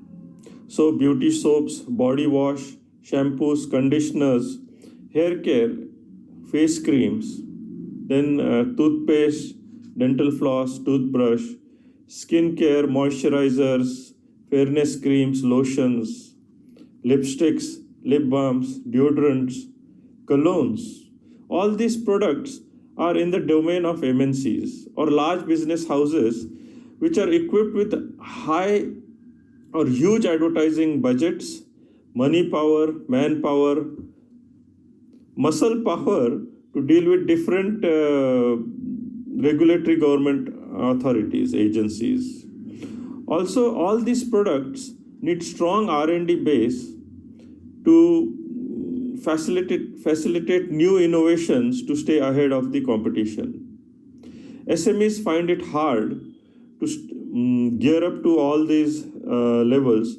Not, I mean, it's tough for them because the entry barriers are high, and nor SMEs have the patience or money power to do all these things. Few companies like Paras, Amar Remedies, Vico, Dabur, these are exceptions to this. I would say it is very sad and hard to comprehend when we know that in India, we had a strong root in Ayurveda, where Chandan, then turmeric, haldi, Chandan, haldi skin creams were already available or used. Neem bubble toothpaste were used. Then mehendi, henna, or Brahmi oil. So many products were used in ancient times. Still, the local SMEs could not take advantage of this head start, I would say. But then, as I said earlier, personal care is a totally different ball game, and SMEs will have to cough up lot of willpower, money power to grow in this segment. Mr. Ranjit, as compared to other Asian countries, where do India stand in the field of home and personal care? Where does India stand? From the point of small and medium enterprises, I won't worry much about where India stands amongst Asian countries. Why? Because for us SMEs, first of all, India's population size is so huge, the potential is tremendous here in the country itself. We still haven't covered to even 10% of the people here. Secondly, as I've mentioned earlier, that India has the youngest population in the entire world. Awareness is increasing in the young population, young generation, to look better and dress smarter. They now know that use of grooming products helps boost their confidence. So, two important factors here: market size due to huge population, and target customer numbers due to youngest population in the entire world. Both factors are highly positive for growth of home and personal care segment, and we, the small and medium enterprises, need to focus on this. There is tremendous scope. As I said, only 10% of the market is covered. So catering to rural markets will be the key to tap the remaining 90%. Secondly, from the point of global home and personal care companies, India must be their favorite destination for next 20 years at least. So I will say this is where India stands. Now, I take this privilege to introduce Sri Vinodji Jain, a chemical engineer from IIT Kharagpur, passed in 1970. After graduation, he started his career as a management trainee at Hindustan Lever Limited and worked in various departments till 1980. He started a detergent manufacturing unit, Safechem Industry, in Kolkata in 1980. Today, Safed and Sparkle are powerful brands in Eastern India. He is connected with various trade, industry associations and social organizations. He is founder, chief patron of Jain International Trade Organization and president of Gunayatan Nyas, Samet Sikharji, Madhuban, Jharkhand. Please welcome Vinodji Jain. Vinodji, as India is more environmental friendly, can we manufacture other substitutes like complex sodium disilicate in place of STPP in India by sodium silicate? Sodium percarbonate as a bleaching agent produced by soda ash and hydrogen peroxide, which both are being imported and become Atmanirbhar.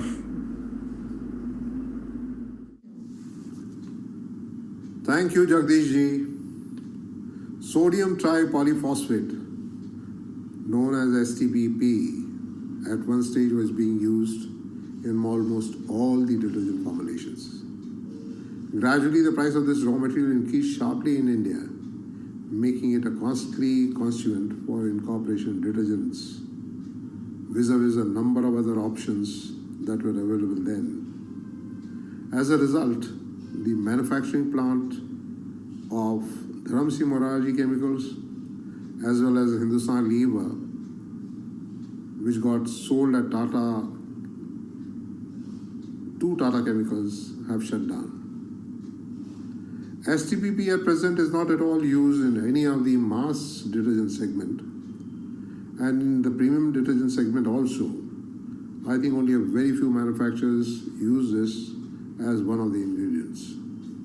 Since other options have emerged to improve the quality of detergents, and since STPP is hardly being used, there is no environmental concern, and therefore I don't feel that there is any necessity to look at the manufacture of sodium disilicate in India.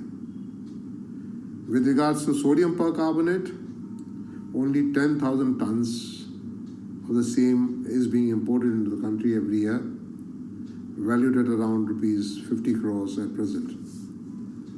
While none of the mass detergents use any bleaching agents, even the most premium detergent segment have stopped the usage of this bleaching agents to ensure soft to skin attribute of good detergents. And since good replacements of this product have since emerged, here again, I think there is no need to start manufacturing sodium percarbonate in India. What is required in the country today is additional capacity of linear alkyl benzene and soda ash, where huge imports are taking place. There is where we need to have additional manufacturing facility, and that only will, ensure that the detergent segments are in line with what PM Modi says, Atmanirbhar ho gaye hain. Thank you. Thank you. Vinodji, in detergent industry, instead of adding insoluble fillers and minerals, can we not go for concentrated detergent which will add value to the product and avoid heavy transportation cost? This indeed is a very good suggestion, Jagdish ji. However, you will have to note that at present, though liquid detergents which do not contain any insoluble fillers and which have a maximum share of the detergent market in USA and other Western countries, still, we in India have not been able to make any dent in the sale of liquids for various reasons.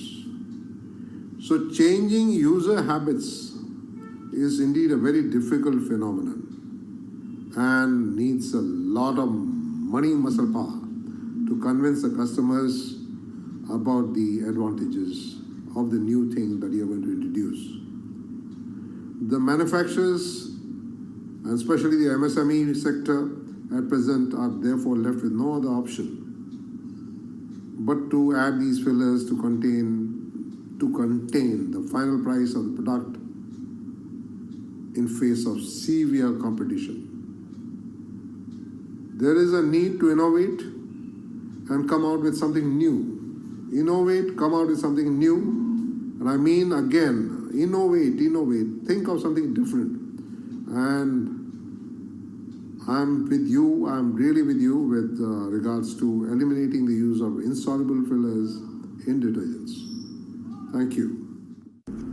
Thank you, Sri Ranjitji, for expressing your views about home and personal care. Herbal products will be a booster for SME in near future.